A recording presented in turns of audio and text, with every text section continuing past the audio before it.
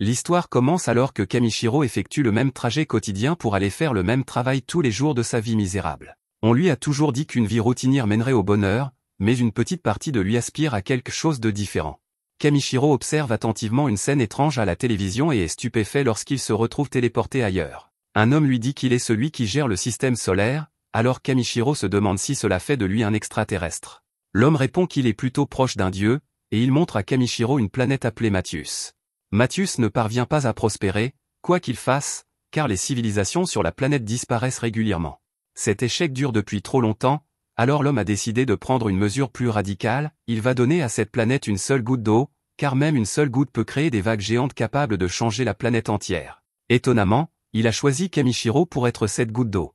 C'est une lourde responsabilité aux yeux de Kamishiro, mais le dieu lui explique qu'il n'est de toute façon plus en vie, et que s'il ne part pas, il disparaîtra avec son âme. Le dieu sait exactement comment rendre l'accord plus intéressant, car il explique qu'il donnera à Kamishiro des pouvoirs spéciaux, autant qu'il le souhaite. Le dieu commence par lui donner de la magie et un maximum de mana, mais il veut savoir ce que Kamishiro souhaite.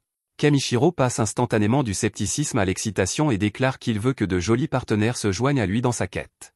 À la grande joie de Kamishiro, le dieu lui explique qu'il les rencontrera en temps voulu, et il continue à lui donner des pouvoirs. Il renforce la capacité de recherche de Kamishiro et lui permet de gagner de l'argent en vendant des matériaux. Il ajoute un sac à main dans lequel il peut mettre tous les matériaux qu'il a rassemblés, ainsi que la capacité de comprendre toutes les langues du monde. De plus, pour renforcer sa défense, il donne à Kamishiro plusieurs résistances.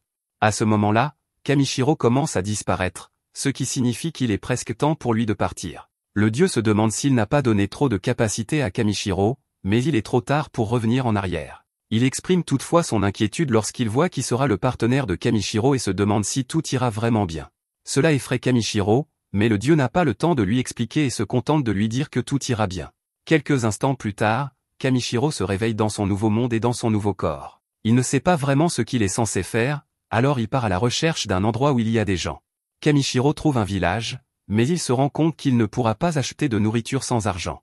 C'est alors qu'il se souvient que le dieu a renforcé sa capacité de recherche afin qu'il puisse trouver des matériaux à vendre. Kamishiro active son pouvoir magique de recherche, mais il est déçu de ne rien voir se produire. Il se rend compte qu'il s'est mal exprimé, alors lorsqu'il prononce correctement la formule, de petits symboles apparaissent partout. Les symboles lui indiquent où se trouvent les matériaux, et en prononçant le mot « scan », il obtient plus de détails à leur sujet. Kamishiro est ravi d'avoir des pouvoirs aussi utiles, et il n'en revient pas de sa chance lorsque le premier matériau qu'il ramasse est de rang B. Kamishiro passe plus de temps à rassembler tous les matériaux indiqués par son pouvoir, mais la plupart d'entre eux s'avèrent être de rang inférieur. Tout est de rang E, mais une pierre étrange attire l'attention de Kamishiro. Il pense qu'elle pourrait avoir de la valeur en raison de sa beauté, mais il s'avère qu'il s'agit simplement d'une crotte, et il ne comprend pas pourquoi elle est de rang C et Kamishiro est tout de même satisfait, car il a au moins appris que les objets qu'il peut vendre sont classés par différents symboles et qu'il peut les trouver en utilisant sa magie de recherche. Son sac rempli de matériaux, Kamishiro est impatient de savoir combien d'argent il va gagner, alors il se précipite vers le village. Le garde à la porte suppose que Kamishiro est un chevalier en raison de sa taille incroyablement grande, mais Kamishiro répond simplement qu'il est vendeur de matériaux. Cela ferait de lui un spécialiste de la collecte, ce qui, selon le garde, est assez rare. Il se présente sous le nom de Marlowe et explique à Kamishiro qu'ils n'ont pas de magasin de matériaux, mais qu'ils ont un magasin général. Kamishiro s'y rend directement, et le propriétaire du magasin est stupéfait lorsqu'il lui montre les excréments. Il les appelle les excréments d'un fourmilier marteau et est très impressionné par leur belle forme et leur belle couleur. Il félicite Kamishiro d'avoir trouvé un objet aussi rare et lui propose de lui donner 5 pièces d'or en échange. Kamishiro n'a aucune idée de ce que cela représente, alors l'homme lui explique qu'une nuit dans une auberge coûte 500 raves et qu'une pièce d'or vaut 1000 raves. Kamishiro fait le calcul dans sa tête et est choqué de découvrir que cet homme est prêt à payer 400 $ pour un étron.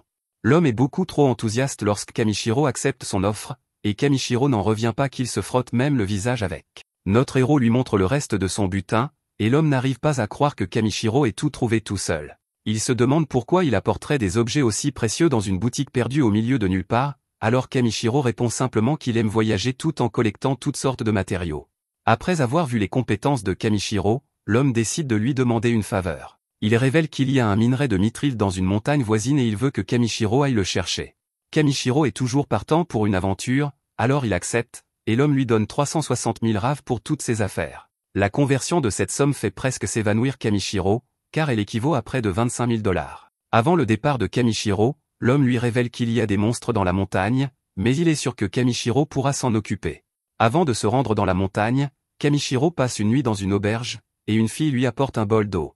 Cela coûte 30 raves, et Kamishiro est surpris d'apprendre que c'est pour se laver. Bien sûr, notre héros préférerait prendre un bain, mais il est horrifié lorsqu'elle lui explique qu'il n'y a pas de bain ici, les sorciers sont capables de nettoyer les gens avec de la magie, mais il n'y en a pas non plus en ville. En entendant le mot « magie », Kamishiro a une idée, alors il paie la jeune fille pour l'eau afin qu'elle puisse partir. Une fois seul, Kamishiro essaie quelques mots, et lorsqu'il dit « nettoyer », la magie s'active. Quelques instants plus tard, Kamishiro se rend compte qu'il n'a jamais été aussi propre et comprend qu'il peut faire n'importe quel type de magie tant qu'il trouve le mot juste. Sur le chemin de la montagne, nous voyons que Kamishiro commence à comprendre le fonctionnement de la magie, et il est choqué de trouver pour la première fois le symbole d'une bêche. Il se précipite pour voir de quoi il s'agit, mais est horrifié lorsqu'il découvre qu'il s'agit d'un squelette. Son pouvoir lui permet même de voir le nom de la personne décédée et son rang. Mais le plus intéressant, c'est l'amulette familiale qu'il trouve à côté du squelette. Son pouvoir lui révèle que l'amulette a été fabriquée par la mère du défunt, et Kamishiro décide qu'il ne peut pas laisser le corps tel quel. Après avoir lu la lettre qui se trouvait à l'intérieur, une lettre sincère de la sœur du défunt lui demandant de ne pas trop se surmener, Kamishiro enterre le squelette, se rend dans une autre région et crée une barrière autour de lui. Il met ensuite plusieurs herbes qu'il a cueillies et des assaisonnements dans un bol avant d'y ajouter de la viande. Kamishiro s'étonne lui-même en goûtant le délicieux ragoût et déclare que se retrouver dans un autre monde est la meilleure chose qui puisse lui arriver. Il finit par atteindre la forêt des dragons anciens, un endroit dangereux où pullulent les monstres. Kamishiro utilise une lampe pour mieux voir tous les symboles, mais il ne voit aucun minerai. Il ne voit pas non plus le moindre animal, et se demande si c'est parce qu'il sent très mauvais en ce moment. Kamishiro l'accepte simplement, car cela signifie qu'il ne sera pas attaqué, et il est soulagé lorsqu'il aperçoit la fin de la forêt. Malheureusement, il s'avère que c'est aussi la fin du sol sous ses pieds, et Kamishiro tombe d'une falaise. Kamishiro passe en revue tous les mots auxquels il peut penser, mais aucun ne fonctionne. Flotter et léviter ne fonctionnent pas, mais il essaie finalement voler, et cela active la capacité de voler. Kamishiro atterrit en toute sécurité sur le sol et est ravi de voir le symbole des minerais tout autour de lui. Il se met au travail et en ramasse autant qu'il peut, mais il ne trouve toujours pas de minerai de mithril. Il remarque un symbole à peine visible, ce qui signifie que le minerai doit se trouver plus profondément dans la paroi de la montagne. Kamishiro dit alors « flamme » et utilise une boule de feu pour détruire la paroi. Cela fonctionne parfaitement, car il trouve enfin le minerai de mithril, mais il n'y en a pas beaucoup. La grotte commence à trembler, ce qui signifie qu'elle risque de s'effondrer, mais Kamishiro veut voir jusqu'où il peut aller. En explorant davantage, il arrive dans un endroit étrange où l'eau est plus claire qu'il ne l'a jamais vue. En analysant l'eau, il découvre qu'elle est de double rang S, et qu'il s'agit de la chose la plus précieuse qu'il ait trouvée jusqu'à présent. En lisant les détails, il apprend que l'eau contient l'élément magique d'un dragon ancien, ce qui signifie qu'un dragon doit vivre ici. Kamishiro décide de ne pas s'en soucier et se prépare à prendre autant d'eau que possible. Avant de jeter l'eau contenue dans son récipient, Kamishiro veut d'abord vérifier si l'eau du dragon est potable, alors il va en prendre une poignée. À ce moment-là, un dragon terrifiant émerge de l'eau et est furieux que Kamishiro ne lui réponde pas. Kamishiro est incrédule, et le dragon est également surpris, car Kamishiro a réussi à résister à sa pression. Kamishiro s'excuse immédiatement d'avoir envahi le territoire du dragon, et celui-ci est impressionné par son courage. Kamishiro se présente et explique qu'il est un humain, mais le dragon a du mal à le croire. Le dragon a senti une quantité impressionnante de mana émaner de lui, suffisamment pour le réveiller de son sommeil. Kamishiro n'a aucune idée de ce dont il parle, mais le dragon lui explique que son mana est suffisamment puissant pour rivaliser avec le sien. Le dragon ancien s'appelle Voldia, et il révèle qu'il a une requête à adresser à Kamishiro. Voldia reconnaît la pureté de la force de Kamishiro, et cela lui fait penser que Kamishiro pourrait être capable de réveiller son enfant. Bien sûr, le dragon ne lui demande pas de le faire gratuitement, et il révèle qu'il donnera à Kamishiro une tonne de minerai de mithril en échange. Voldia montre à notre héros l'œuf qui ne veut pas éclore, mais Kamishiro n'a aucune idée de ce qu'il est censé faire. Voldia lui demande de y verser son mana de la même manière qu'il a créé sa lumière. Kamishiro prononce le mot « chaleur » pour le réchauffer, mais il s'inquiète lorsqu'une grande puissance surgit tout autour de lui. Il y a clairement un problème, mais Voldia éclate de rire. Le corps de Kamishiro commence à être aspiré dans l'œuf, et il repense à son arrivée dans ce monde, où il espérait en découvrir davantage avant de mourir. Quelques secondes plus tard, Kamishiro se retrouve dans un endroit étrange, et une voix le traite d'imprudent. Kamishiro se demande s'il s'agit du dieu qu'il a vu plus tôt, mais il se rend compte qu'il s'agit d'une autre personne. Cette fille explique qu'elle manipule cette planète depuis des dizaines de milliers d'années, mais qu'il n'a fallu qu'une journée à Kamishiro pour provoquer une énorme perturbation, et cela ne lui plaît pas. Kamishiro n'a aucune idée de ce que cette fille essaie de lui dire, mais elle le renvoie simplement. Kamishiro est confus lorsqu'il revient dans le monde, mais heureux de voir qu'il a réussi à faire éclore l'œuf. Voldia demande à Kamishiro de donner un nom au bébé, mais Kamishiro ne sait pas s'il doit le faire. Voldia lui explique que ce n'est pas grave, car l'enfant a déjà son vrai nom, et qu'il veut simplement que Kamishiro lui donne son nom commun. Kamishiro accepte et nomme le bébé dragon B, pour « Noir ». Voldia dit à B d'explorer le vaste monde autant qu'il le souhaite, et celui-ci rejoint le groupe de Kamishiro. Kamishiro fait remarquer que le petit vient de naître et se demande s'il est judicieux que Voldia le laisse partir avec un étranger comme lui, mais Voldia ne s'inquiète pas. Il souligne que Kamishiro est plus fort que lui et qu'il se sent en sécurité en lui confiant son enfant. Voldia donne ensuite sa récompense à Kamishiro en tirant un rayon sur son sac, puis il lui dit au revoir. Kamishiro demande officiellement à B s'il l'accompagnera dans son voyage de collecte, et le petit dragon accepte. Kamishiro est aux anges, mais il commence par nettoyer le petit dragon malodorant. Kamishiro remonte à la surface, où B fait l'expérience de sa première sortie à l'extérieur. Il peut être dangereux de s'aventurer dans la forêt lorsqu'il fait nuit, et Kamishiro commence à avoir très faim. Il dit donc à B qu'ils vont simplement installer un campement pour la nuit. Dans la boîte à objets de Kamishiro, on voit qu'il possède plusieurs éléments magiques de type odorant S-double. Il s'agit d'eau mana imprégnée de l'essence qui s'est échappée de l'ancien dragon, et elle est essentielle pour élever un dragon nouveau-né comme B. Il s'avère que Kamishiro n'a pas seulement un peu de cette eau, Voldia a en fait relié sa boîte à objets au lac souterrain, et Kamishiro dit donc à B de boire autant qu'il le souhaite. Ils ont une réserve inépuisable, et Kamishiro veut que son nouvel ami grandisse en bonne santé. B en propose à Kamishiro, et notre héros boit cette eau classée double S et est émerveillé par sa pureté. Avant qu'il ne fasse trop sombre, Kamishiro crée une barrière à l'aide de pierres magiques. D'après l'encyclopédie qu'il a achetée chez Jérôme, les pierres magiques sont très précieuses. Grâce à tous les pouvoirs que le dieu lui a accordés, Kamishiro peut en fait fabriquer des pierres magiques assez facilement. À sa grande surprise, Kamishiro en utilise une pour allumer un feu et se met à cuisiner. Il assaisonne un morceau de viande à la perfection, puis se lance dans la préparation d'un ragoût. Ce n'est que la deuxième fois qu'il prépare une soupe à la viande, mais il s'en sort si bien qu'il pourrait en manger sans faim. B salive devant cette délicieuse soupe, alors Kamishiro lui en sert un peu tout en l'avertissant qu'elle est peut-être chaude. Mais le petit dragon impatient ne tient pas compte de son avertissement et finit par se brûler la langue. Kamishiro la refroidit correctement, comme un bon gardien, et B peut enfin savourer ce délicieux repas. Le ventre plein, B se détend, et Kamishiro est soulagé de voir que le dragon est capable de consommer autre chose que de l'eau. Cela signifie qu'ils peuvent manger les mêmes aliments ensemble, et Kamishiro est impatient de trouver d'autres recettes. Kamishiro ne peut s'empêcher de se demander si B se sent seul après avoir quitté son père, mais B se contente de le serrer dans ses bras. B semble très heureux, et Kamishiro en conclut qu'il essaie de lui dire qu'il ira bien tant qu'ils seront ensemble. B est vraiment adorable, et Kamishiro est surpris de découvrir qu'un être aussi petit que lui est classé B. Mais ce n'est pas tout, car B possède des compétences et des capacités incroyables. Kamishiro ne s'en soucie toutefois pas beaucoup, car B n'est encore qu'un enfant, et les enfants ont besoin d'être guidés correctement. Kamishiro devient très sérieux et dit à B que même s'il est plus fort que lui, cela ne signifie pas qu'il peut se comporter de manière imprudente. Il souligne que Voldia serait très contrarié s'il lui arrivait quelque chose, mais B est déjà inconscient. Le lendemain matin, Kamishiro remonte la falaise d'où il est tombé et arrive dans la même forêt. Elle semble beaucoup moins effrayante qu'auparavant, et Kamishiro se demande ce qui a bien pu se passer pendant la nuit. Kamishiro n'y prête pas attention, supposant qu'il s'agit d'une forêt mystérieuse, et il y retourne. Il décide que c'est le bon moment pour rassembler des matériaux et se rappelle de se concentrer sur la recherche d'objets de rancée. Kamishiro utilise sa capacité de recherche pour révéler tous les symboles au-dessus de plusieurs objets, et il trouve beaucoup de choses intéressantes. À ce moment-là, B se précipite à ses côtés, terrifié par quelque chose.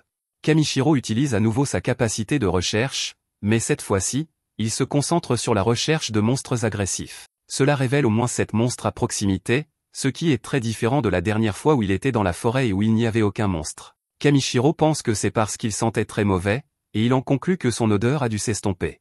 Cela n'a pas d'importance, car ils sont en danger, mais Kamishiro dit que vaincre des monstres ne sera pas si mal. Il acquérera une bonne expérience, et les monstres pourraient avoir des matériaux précieux. À ce moment-là, la situation empire lorsqu'un faucon géant apparaît derrière eux. C'est une bête de rancée, mais Kamishiro n'a pas peur du tout, car il le trouve plutôt mignon comparé au terrifiant Voldia. Son pouvoir lui révèle que sa viande est riche et sucrée, avec du gras, ce qui ravive son intérêt. Elle pourrait être vraiment savoureuse, et Kamishiro écarquille les yeux en voyant l'oiseau comme un ingrédient géant pour sa prochaine recette. Kamishiro se protège, lui et son compagnon, avec un bouclier et invoque des aiguilles de glace pour attaquer. Kamishiro n'aime pas prendre des vies, mais s'il doit chasser, il ne le fera que pour survivre. Il lance les projectiles, qui transpercent la bête, et Kamishiro célèbre son acquisition d'une viande délicieuse. Bi fait remarquer nerveusement que les autres bêtes sont arrivées, mais Kamishiro les voit simplement comme de la viande supplémentaire. Avant qu'ils ne puissent attaquer, Kamishiro prononce les mots « rapide » pour accélérer ses mouvements et « réduction » pour alléger son corps. Une fois dans les airs, Kamishiro durcit ses bras et ses jambes, puis s'écrase sur l'un des monstres. Ses coups de poing sont beaucoup plus puissants qu'il ne l'aurait imaginé après s'être durci, et ses coups de pied sont également très efficaces, puisqu'il détruit un autre loup. Kamishiro est satisfait de son nouveau corps grand, car ses coups de pied sont beaucoup plus efficaces grâce à ses jambes très longues. Kamishiro s'occupe du reste de la meute et prend un moment pour rassembler toute la délicieuse viande qu'il vient de gagner. Après avoir tout emballé, Kamishiro constate cependant que de nombreux autres monstres approchent. Kamishiro ne pense pas pouvoir continuer à se battre tout au long de la forêt, alors il essaie de trouver un plan. Bi l'entend et essaie de les faire s'envoler ensemble, mais c'est difficile. Kamishiro dit qu'ils peuvent essayer autre chose, mais le petit dragon n'abandonne pas et commence à soulever son père humain. Kamishiro est impressionné par la force de Bi et l'aide en utilisant la réduction sur lui-même pour s'alléger. Cependant, cela s'avère beaucoup trop efficace, car les deux s'envolent directement dans le ciel. Kamishiro dit calmement à Bi qu'il monte trop haut, alors Bi le lâche, et Kamishiro crie pour sauver sa vie. Bi l'empêche de s'écraser au sol, et Kamishiro est simplement heureux d'être en vie. Un coup d'œil à la carte révèle qu'ils ont parcouru une grande distance, alors Kamishiro remercie Bi d'avoir travaillé si dur pour les sortir de là vivants. Kamishiro rappelle à Bi qu'il est un humain, et que le dragon doit donc être un peu plus doux avec lui, mais Bi ne comprend pas de quoi il parle. Kamishiro dit que ce n'est pas grave et dit simplement à Bi qu'il comptera à nouveau sur lui à l'avenir. Bi est ravi d'entendre un tel compliment et écrase les entrailles de Kamishiro dans une étreinte digne d'un dragon. Kamishiro révèle qu'il reste plusieurs jours de voyage avant d'atteindre le village, mais Bi est plus intéressé par le bâton qu'il porte. Il s'agit d'une branche d'arbre qu'il transportait dans son sac, et son pouvoir lui révèle qu'elle provient d'un arbre célèbre appelé Yggdrasil. C'est un arbre légendaire, et la branche est de double rang et à ce moment-là, Bi semble avoir une idée et souffle sur la branche. Kamishiro n'a aucune idée de ce qu'il fait et il est choqué lorsque le souffle de Bi transforme la branche en une sorte de bâton. Il s'avère que le souffle de Bi est imprégné de mana, et lorsqu'il a soufflé dessus, cela l'a réveillé. Kamishiro a dit à tout le monde qu'il n'était qu'un simple ramasseur de matériaux, il se demande donc s'ils vont se méfier s'ils le voient avec le bâton. Il est plutôt cool, mais Kamishiro ne veut pas non plus être considéré comme un mage tape à l'œil. À ce moment-là, Kamishiro entend un grognement au loin et prévient Bi de se mettre à l'abri. La bête semble féroce, mais Bi se précipite vers elle et Kamishiro se précipite à sa suite. Bi lui montre quelque chose, et Kamishiro est surpris de trouver une elfe blessée. Elle semble avoir été attaquée par un monstre, mais la jeune fille révèle que ce n'est pas le cas. Son estomac grogne comme une bête, et Kamishiro n'arrive pas à croire que c'était le monstre dont il avait peur. Elle révèle qu'elle n'a pas mangé depuis 3 jours, mais que ce dont elle a le plus besoin, c'est d'eau. Kamishiro lui donne le reste de son eau potable, et la jeune fille le remercie de lui avoir sauvé la vie. Son estomac ne cesse cependant de gargouiller, et Kamishiro se souvient que l'aubergiste lui a donné un déjeuner spécial à emporter. La jeune fille accepte avec empressement cette offre généreuse, et Kamishiro ne se souvient pas avoir lu dans aucun des livres qu'il a lu qu'une elfe se comportait comme elle. À ce moment-là, Kamishiro s'inquiète lorsque la jeune fille cesse de manger, mais c'est simplement parce que la nourriture est incroyablement bonne. La jeune fille a l'impression d'être montée au paradis tant le goût est délicieux, mais Kamishiro pense que c'est probablement parce qu'elle était affamée. La jeune fille déclare de manière théâtrale qu'elle a été ressuscitée pour manger davantage, mais Kamishiro sent que quelque chose ne va pas. Il fait remarquer qu'ils sont assez loin du village, mais pas au point qu'elle ait pu manquer de nourriture. La jeune fille tente d'expliquer qu'elle était pressée, mais cela ne convainc pas Kamishiro, car les voyageurs ont généralement des rations préparées.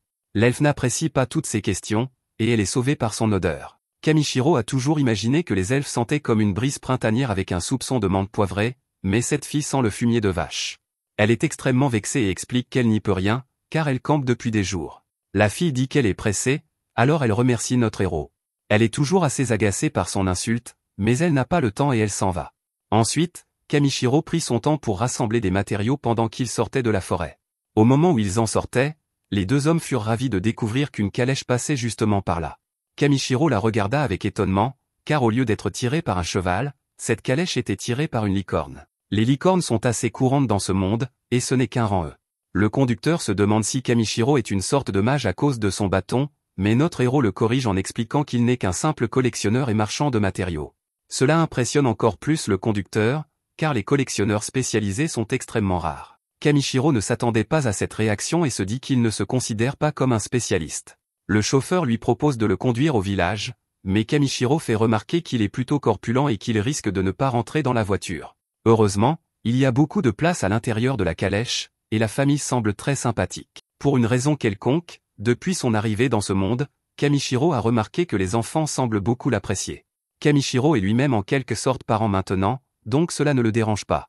Kamichiro espère vraiment ne pas causer trop de problèmes, mais l'homme lui explique que la règle du village est de s'entraider en cas de besoin. Toute la famille vit selon cette devise, et Kamichiro se dit que ses enfants doivent être très courageux pour voyager avec leurs parents dans une région aussi dangereuse. Les enfants sont très amicaux, alors Kamichiro les avertit qu'ils ne doivent pas faire trop confiance aux étrangers. Il leur dit que même lui aurait pu être un bandit, mais le garçon révèle qu'il savait depuis le début que Kamichiro était quelqu'un de bien. En effet, ils ont une cloche qui sonne dès qu'une personne dangereuse s'approche d'eux. C'est un dispositif très utile, et Kamichiro pense qu'il pourrait même en fabriquer un. Tout le monde se présente officiellement, mais les enfants entendent des gazouillis provenant du manteau de Kamichiro. Ils veulent vraiment voir quel genre d'animal il possède, mais Kamichiro les avertit qu'il s'agit d'un monstre assez rare. Elisa est surprise de le voir si secret, alors elle fait remarquer que les monstres ne sont pas si rares que ça et que les aventuriers les gardent souvent à leur côté. Kamichiro est ravi d'apprendre que les monstres sont très courants, alors il demande à Bi de sortir. Il lui demande également de ne mordre personne, et Bi sort avec un sourire. Les parents sont en fait assez choqués de voir un dragon, alors Kamichiro décide qu'il vaut mieux ne pas leur dire qu'il s'agit d'un enfant d'un dragon ancien.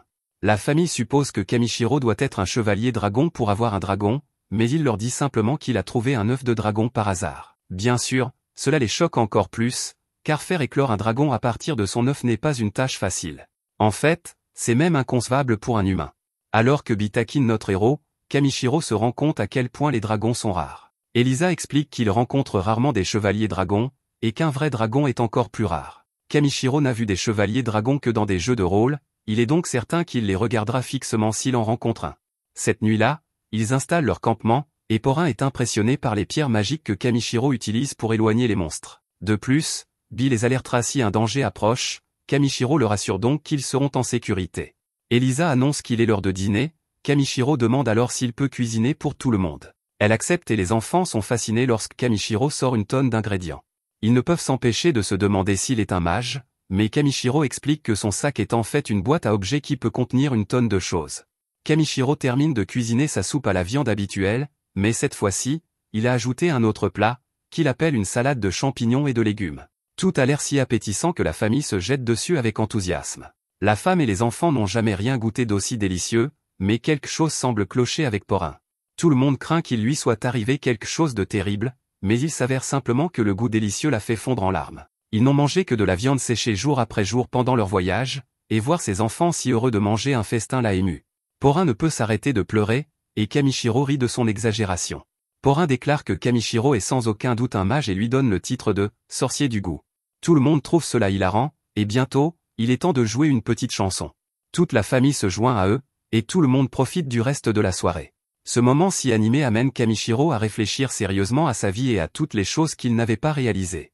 Il a appris que, comparé à manger seul en silence, passer du temps avec les autres n'est finalement pas si mal. Pour la première fois depuis son arrivée dans ce monde, Kamichiro a pu rire de tout son cœur. À l'heure du coucher, Kamichiro dit bonne nuit à Bi et contemple joyeusement les étoiles. Le lendemain matin, Kamichiro prend le temps d'apprécier les petites choses de la vie. Il lave une paire de ciseaux et se dit que travailler sur ce genre de choses est parfois très agréable. Elisa est surprise de le voir debout si tôt, alors Kamichiro lui explique qu'il était juste en train d'entretenir ses ciseaux. Kamichiro se dit alors que tout cela est arrivé par hasard, mais il commence à penser que rassembler des matériaux lui convient finalement très bien. Il est temps de partir pour le petit déjeuner, mais Kamichiro demande à conduire le chariot. Porin l'y autorise, mais la licorne avance un peu trop lentement, et Kamichiro lui demande d'accélérer. Ils avancent désormais rapidement, et Porin est surpris de voir que la licorne s'est déjà prise d'affection pour notre héros. Bi arrive pour les rejoindre à l'avant, et ils arrivent enfin au village de Tormi.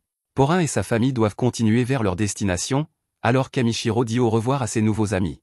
Un homme explique que Porin travaille très dur pour subvenir aux besoins de sa famille, mais qu'il a beaucoup de mal à gagner sa vie. Sans chasse, ils ont à peine de quoi se nourrir et s'approvisionner. Kamichiro comprend alors pourquoi Porin a pleuré en voyant sa cuisine. Au début, Kamichiro trouvait cela normal, mais cette information lui fait vraiment prendre conscience de la chance qu'il a d'avoir des capacités qui lui permettent de rassembler des matériaux. Kamichiro va ensuite rendre compte à Jérôme du travail qu'il a accompli pour lui. Kamichiro lui montre tout ce qu'il a récolté pendant son voyage, mais il a également ajouté un petit quelque chose en plus. Jérôme avait envoyé Kamichiro chercher du minerai de mithril, mais Kamichiro a glissé un morceau de minerai magique de mithril dans son sac, juste pour voir ce qu'il dirait. Kamichiro devient cependant un peu nerveux, car Jérôme regarde le morceau de minerai magique de Mithril depuis un certain temps et ne fait que grogner. Jérôme rompt finalement le silence pour murmurer que Kamishiro lui a apporté quelque chose d'assez fou. L'expertise de Jérôme lui dit que cette pierre que Kamishiro lui a apportée n'est pas une pierre normale. C'est un minerai magique de Mithril, et son incrédulité le pousse à demander à Kamishiro où il l'a trouvé. Kamishiro est choqué lorsque Jérôme lui révèle que ce minerai magique est légendaire et qu'il s'agit en quelque sorte d'une masse de mana concentrée. Même quelques petits morceaux de ce minerai pourraient remplacer toutes les pierres magiques utilisées dans tout le royaume. Des guerres seraient menées pour en obtenir suffisamment, et Kamishiro est stupéfait de réaliser qu'il a trouvé quelque chose d'aussi précieux. Jérôme est heureux que Kamishiro commence à comprendre sa véritable valeur, mais Kamishiro ne veut pas que quelqu'un découvre son incroyable capacité à trouver des trésors, alors il dit à Jérôme qu'il est simplement tombé par hasard sur ce morceau de minerai magique Mithril. Il est pratiquement impossible de trouver ce genre de choses, alors Jérôme en conclut que Kamishiro doit avoir beaucoup de chance et de talent. Il ne doute pas un instant que Kamishiro soit talentueux, car il sait se trouver au bon endroit au bon moment. Cependant, il affirme que le talent seul ne suffit pas. Si Kamishiro acquérait davantage de connaissances, il serait peut-être capable de trouver les objets les plus rares au monde. C'est pourquoi Jérôme suggère à Kamishiro de se rendre dans la ville de Belgamme. C'est une ville plusieurs fois plus grande que ce petit village, il y trouvera des tonnes d'informations, et il y a aussi une guilde d'aventuriers. Après avoir appris à connaître le monde, Kamishiro saura ce qu'il doit rechercher, et les magasins de la ville pourront payer le prix fort pour les matériaux que Jérôme ne pourrait pas se permettre. Jérôme aimerait rien de plus que de garder les compétences de Kamishiro pour lui, mais ce n'est pas juste. Jérôme voit son potentiel et souhaite que Kamishiro se fasse un nom. Kamishiro ne souhaite pas vraiment devenir célèbre, mais il aime beaucoup l'idée d'obtenir plus d'informations pour trouver des objets encore plus rares. Cette nuit-là, Kamishiro se documente. Il apprend que les aventuriers sont divisés en plusieurs catégories, combat, soutien et toutes sortes d'autres rôles. Après avoir été envoyé dans un autre monde, Kamishiro décide qu'il veut voyager et voir des choses qu'il n'a jamais pu voir auparavant. En tant qu'aventurier, il pourrait gagner de l'argent tout en voyageant. C'est décidé, Kamishiro se fixe comme objectif de rejoindre une guilde à Belgamme. Il n'est cependant pas pressé, car il y a encore des choses qu'il veut faire dans ce village. Il commence par demander à un boucher de découper le faucon des rochers qu'il a vaincu. Ensuite, il profite d'une soirée dans un petit festival où il partage un repas avec le garde qu'il a rencontré à l'entrée à son arrivée. Bien sûr, il rassemble également plus de matériaux, comme à son habitude, et la bouchère lui donne le bouillon en poudre qu'elle a préparé à partir des os du faucon des rochers. Elle lui est reconnaissante de sa clientèle, mais elle ne peut s'empêcher d'être triste en sachant que Kamishiro partira demain. Tout le monde dans le village va le regretter et aimerait qu'il reste un peu plus longtemps.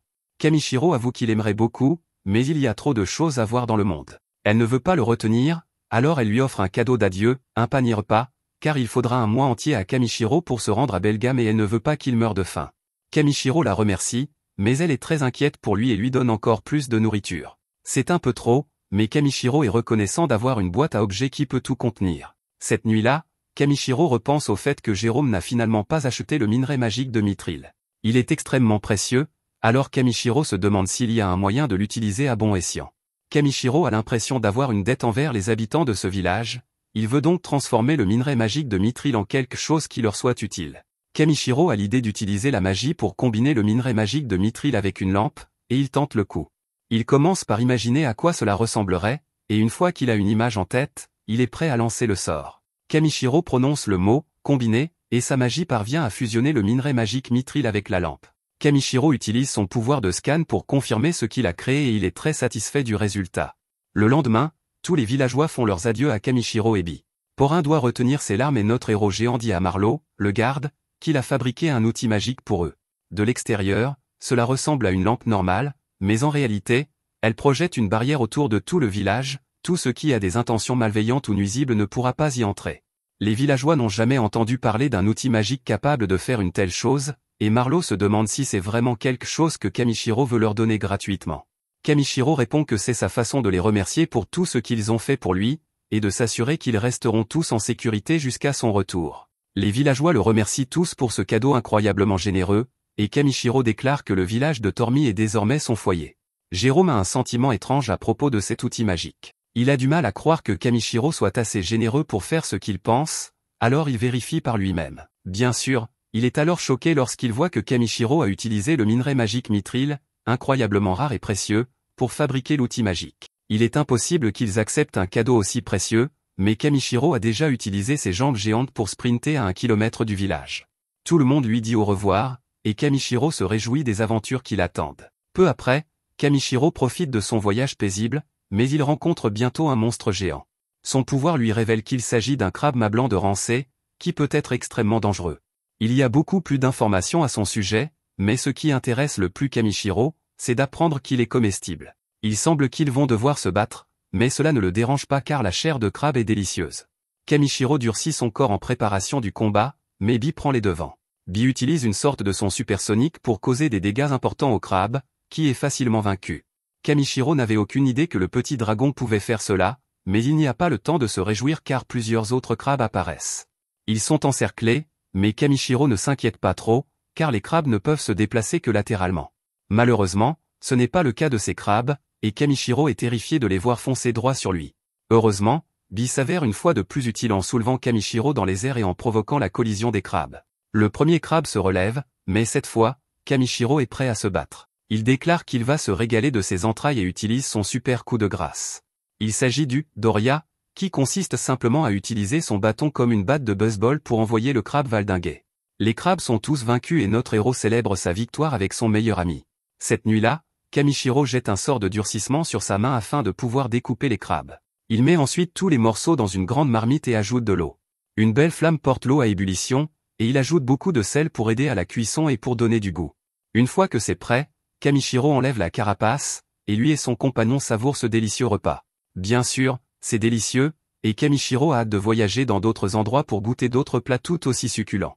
Quelques jours plus tard, Kamishiro est émerveillé par la taille et la beauté des remparts qui entourent Belgaum. La ville est immense, et sa guilde d'aventuriers est la plus grande du continent.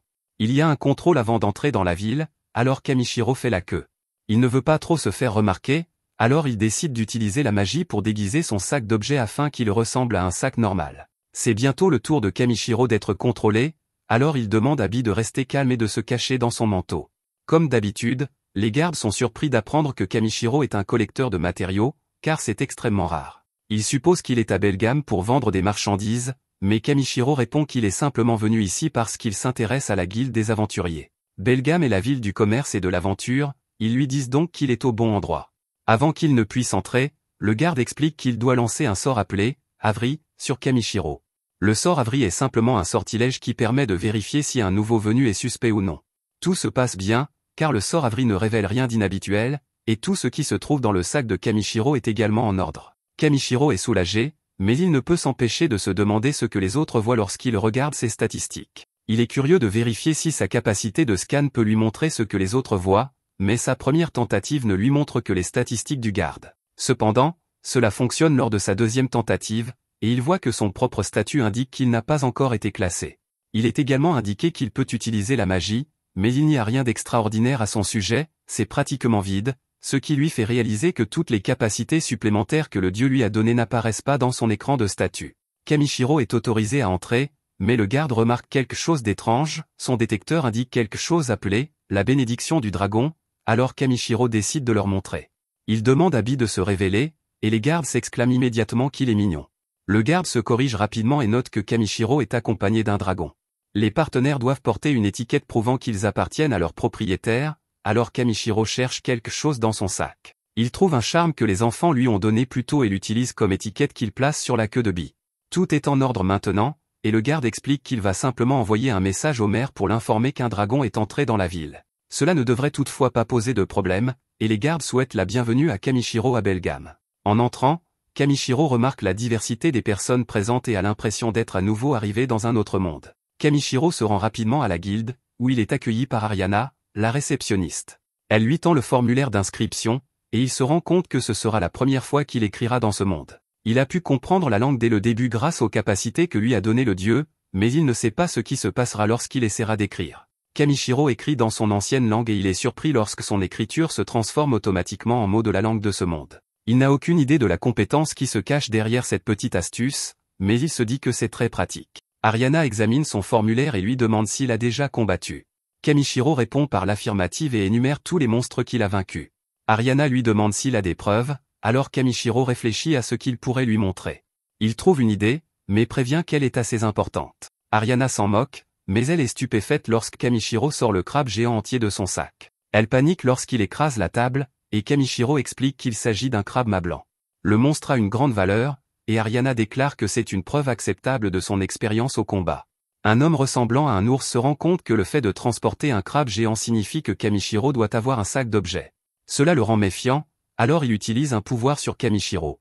Les résultats lui indiquent que Kamishiro ne ment pas, et l'homme ours dit à Ariana que tout va bien, qu'ils n'ont rien à craindre car son pouvoir montre que Kamishiro est bleu. Bien sûr, Kamishiro n'a aucune idée de ce dont il parle, alors l'ours explique qu'il vient de lui lancer un sort d'Avri. La version d'Avri de l'ours est différente de toutes les autres, car elle lui permet de lire la nature d'une personne, le bleu signifie que la personne est honnête et n'a pas de mauvaises intentions. Cela fait, l'ours déclare qu'il est temps de passer au processus d'évaluation et au paiement. Ariana explique rapidement que Kamishiro est là pour s'inscrire, car l'ours pensait qu'il était venu pour vendre le crabe géant. Kamishiro choque alors tout le monde en expliquant qu'il ne vend pas ses crabes, mais qu'il les mange. L'homme ours se demande si Kamishiro fait partie d'un groupe, alors il répond qu'il fait partie d'un groupe avec son petit ami dragon.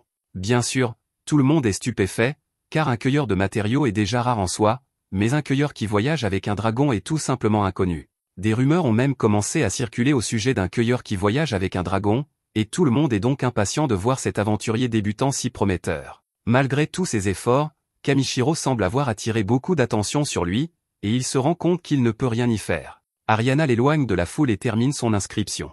Elle explique que, selon les règles de la guilde, tout le monde commence au rang le plus bas, F, et elle remet à notre héros son bracelet d'aventurier. B fait remarquer qu'ils sont désormais assortis, et les deux se préparent enfin à commencer leur nouvelle aventure.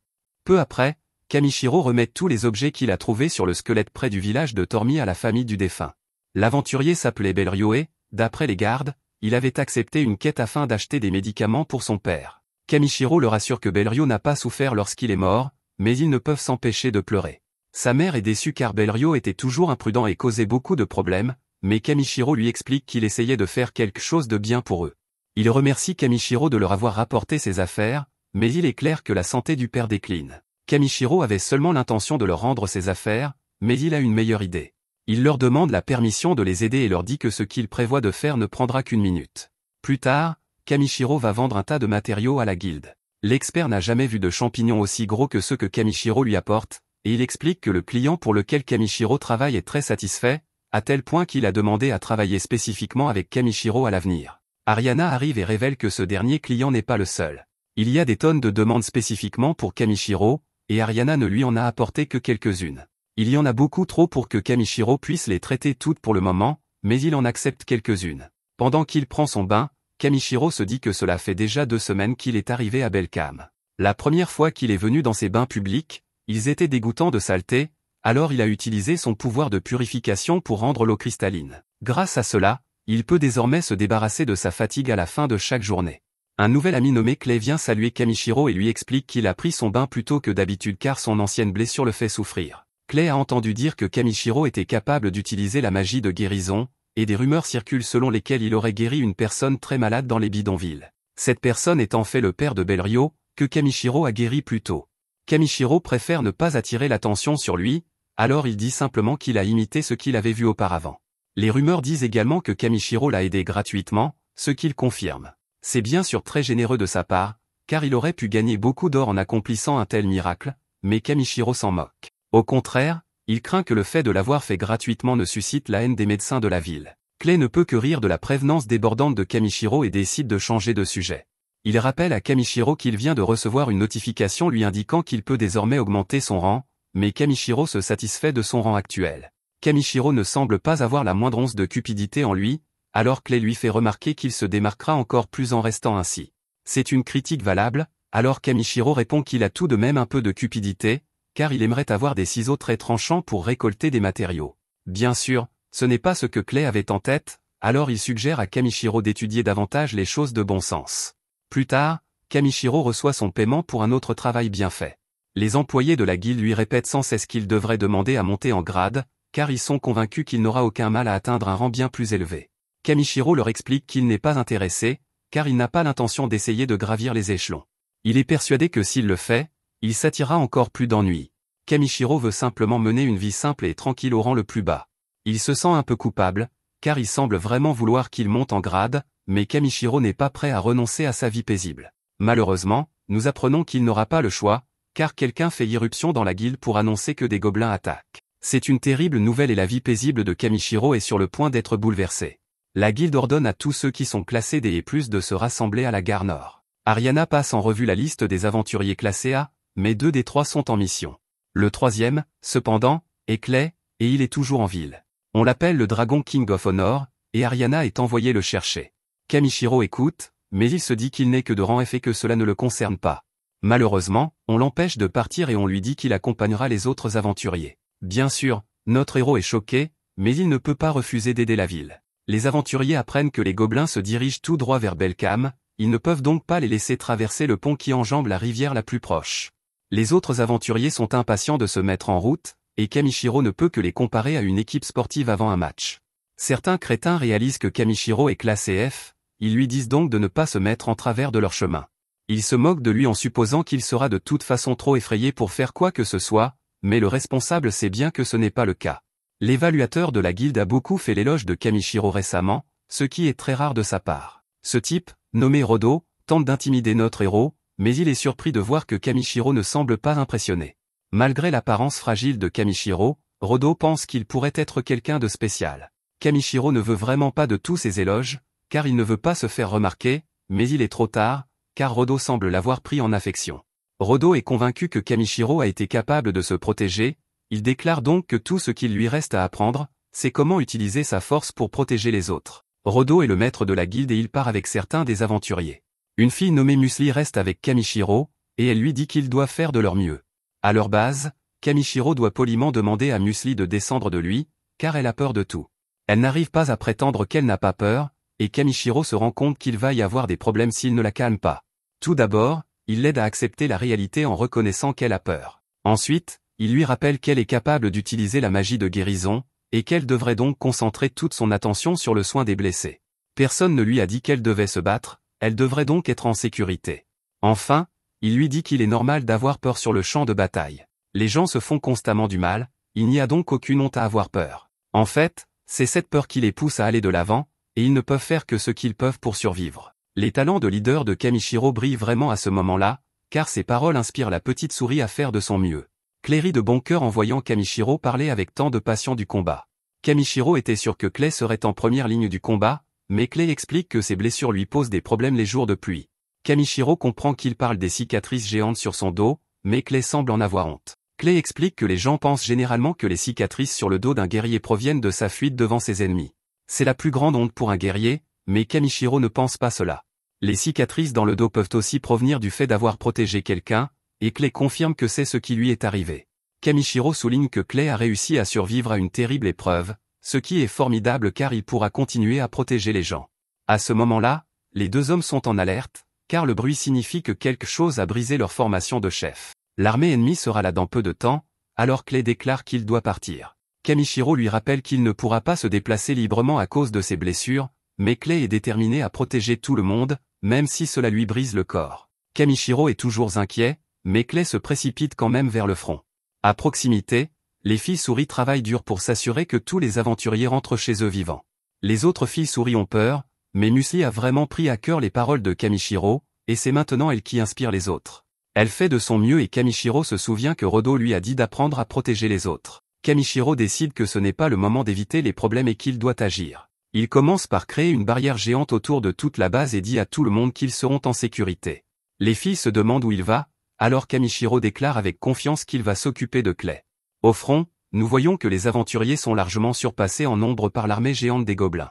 La situation ne fait qu'empirer et il semble de plus en plus probable que les monstres atteignent la ville. Kamichiro surgit alors de nulle part et durcit ses bras et ses jambes. Il assène un coup terrible à l'un des monstres, mais il ne peut s'empêcher de se sentir mal d'avoir blessé un humanoïde, même s'il s'agit d'un monstre. Il n'a toutefois pas le temps de se plaindre et demande à Bee de s'occuper des ennemis. Il dit aux aventuriers de se baisser, et Bee utilise une sorte d'attaque de foudre pour éliminer les gobelins. Les Avengers expliquent que le groupe principal est toujours en difficulté, car un monstre de haut rang est apparu et ils ont été séparés. Le monstre est un sergent gobelin et c'est la raison pour laquelle la ligne de front s'est effondrée. Quant à Clay, il se trouve juste devant. Plus haut dans la montagne, nous voyons que Clay élimine plusieurs gobelins, mais ses blessures le font tomber au sol. Clay craint que ce soit ainsi que sa vie touche à sa fin, mais Kamichiro arrive pour le sauver. Clay prévient que ce n'est pas un endroit pour quelqu'un comme Kamichiro, mais Kamichiro lui fait remarquer qu'il avait besoin de son aide. Kamichiro veut qu'il batte en retraite afin de pouvoir se regrouper avec les autres, mais ils n'ont pas le temps. Le général gobelin est apparu et il n'y a aucun moyen de lui échapper. La bête les attaque immédiatement, et d'autres gobelins apparaissent. Clay dit à Kamishiro de courir pendant qu'il les retient, mais Kamishiro a plutôt une question à lui poser. Kamishiro se demande si les blessures de Clay sont vraiment importantes pour lui, mais Clay ne comprend pas pourquoi il aborde ce sujet maintenant. Kamishiro veut savoir si ces cicatrices renferment des souvenirs importants ou si elles lui rappellent quelqu'un de cher. Clay ne comprend toujours pas où il veut en venir, mais il explique que ces cicatrices ne sont qu'une nuisance. C'est ce qu'espérait Kamishiro, alors il demande à Clay s'il accepterait qu'il efface ses cicatrices. Clay n'a jamais entendu parler de quelqu'un capable de faire une telle chose, et Bi en profite pour étourdir les ennemis. Kamishiro jette alors un peu de son eau de dragon sur Clay et essaie de trouver un mot pour un sort qui permettrait de guérir complètement quelqu'un. Il prononce le mot inventé, Rid of Furious, débarrassez-vous de la fureur, et cela fonctionne, les blessures de Clay commencent à guérir. Cependant, cela s'avère douloureux pour une raison inconnue, et quelque chose d'étrange se produit. Clay finit par se transformer et se demande ce que Kamishiro a bien pu faire. Kamishiro répond innocemment qu'il essayait simplement de le guérir, mais que quelque chose d'autre s'est également produit. Clay est désormais un géant et dit qu'il sent son pouvoir déborder. Il n'est pas seulement guéri, il a l'impression d'avoir retrouvé la force de sa jeunesse. Clay se déchaîne alors et ne laisse aucun ennemi debout. Rodo arrive peu après et voit comment Kamishiro a libéré le véritable pouvoir de Clay. Mais ce n'est pas tout, car on lui a également parlé des sorts de magie puissants que Kamishiro utilisait auparavant pour combattre. Ce ne sont pas là les actes d'une personne ordinaire, il exige donc de savoir qui est vraiment Kamishiro. Kamishiro, comme toujours, se contente de répondre qu'il est un aventurier de rang F doué pour rassembler des matériaux, et Rodo comprend qu'il n'obtiendra pas plus d'informations de sa part. Il accepte la réponse de Kamishiro et lui dit qu'il sera récompensé pour son travail. Kamishiro le remercie et Rodo lui explique qu'ils compteront probablement à nouveau sur lui bientôt. Cette nuit-là, nous voyons que Clay est revenu à la normale, mais il veut des réponses. Kamishiro essaie d'agir comme si de rien n'était, mais Clay sent quelque chose de brûlant en lui. Il veut savoir exactement ce que Kamishiro a fait, alors Kamishiro explique qu'il les a simplement aspergés d'eau élémentaire magique et a lancé le sort, débarrassé de la fureur. Kamishiro avoue que l'eau provient d'une grotte souterraine où vit un dragon ancien, et Clay est choqué d'apprendre que cela signifie que Bi est le descendant d'un dragon ancien. Kamishiro explique qu'il pensait que l'eau accélérerait le rétablissement de Clay et qu'il devait agir rapidement dans cette situation d'urgence. Clay en conclut que Kamishiro est capable d'utiliser des sorts de guérison puissants, mais Kamishiro le corrige en disant qu'il ne fait que les imiter. Il imagine simplement à quoi ressemble un corps en bonne santé, ce qui améliore considérablement l'efficacité de ses soins. Clay n'en croit pas ses oreilles et demande à Kamishiro de lui dire qui il est vraiment. Kamishiro ne sait pas quoi faire, car il aimerait bien dire la vérité à son ami. Le dieu qu'il a envoyé ici ne lui a jamais dit qu'il ne pouvait en parler à personne, mais Kamishiro sait que cela pourrait causer des problèmes. Clay voit bien que Kamishiro a du mal à révéler la vérité, alors il décide que si c'est si difficile pour lui, il ne le forcera pas. Clay le remercie simplement avant de partir, mais Kamishiro décide de lui dire. Il fait confiance à Clay plus qu'à quiconque, alors Kamishiro révèle qu'il vient d'un autre monde. La situation devient très sérieuse pendant un instant, mais Clay montre alors son incrédulité. Kamishiro explique que sa vie s'est terminée dans un autre monde et qu'il a été ressuscité dans celui-ci. Bien sûr, Clay est sous le choc, alors Kamishiro lui raconte toute l'histoire. C'est assez difficile à croire, mais il est indéniable que Kamishiro a réussi à transformer Clay en dragonu. Kamishiro n'a aucune idée de ce que c'est, alors Clay lui explique que les dragonus sont une race ancestrale à l'origine des hommes lézards. Clay est honoré d'avoir été transformé en l'un d'entre eux, mais il a également peur car il a l'impression d'être sur le point de se perdre et de tout détruire. Kamishiro est sûr qu'il pourra apprendre à le contrôler un jour, mais Clay veut qu'il soit plus sérieux. Clay voulait dire à Kamishiro qu'il se comportait de manière trop désinvolte, et c'est maintenant à son tour de dire à Kamishiro tout ce qu'il a envie de lui dire. Le lendemain, Kamishiro se rend dans une armurerie, et une fille nommée Rib lui demande ce qu'il souhaite acheter. Kamishiro veut juste de nouveaux ciseaux pour récolter des matériaux, mais elle n'en vend pas.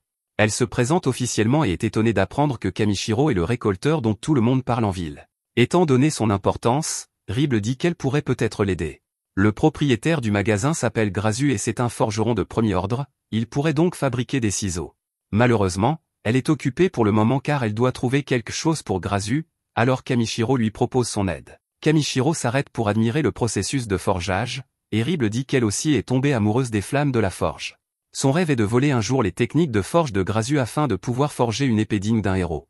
Rib emmène Kamishiro rencontrer Grazu, qui est impressionné par la réputation de Kimiro, d'autant plus qu'il est un nouveau venu. Bien sûr, notre humble héros répond qu'il a simplement eu de la chance, et Rib explique qu'elle pense que Kamishiro peut les aider.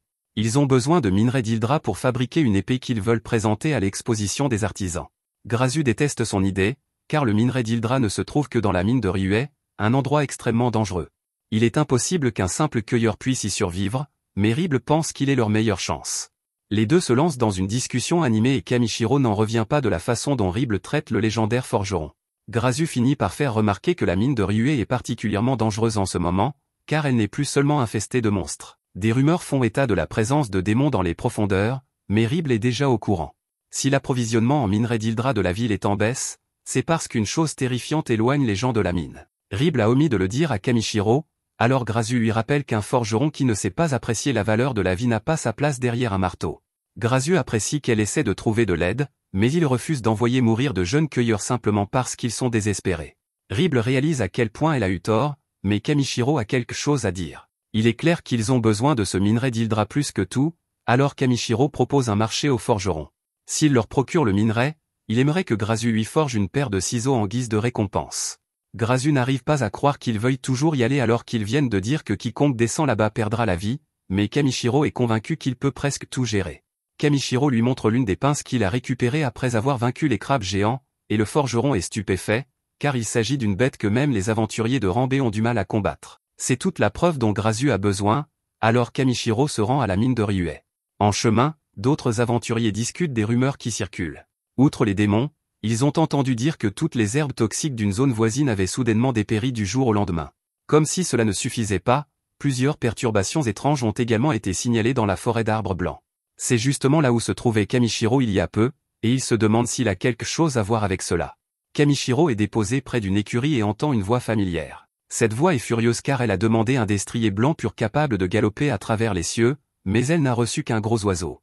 Ce n'est pas du tout un cheval, mais le propriétaire explique que tout ce qui peut transporter des marchandises est appelé cheval dans cette région.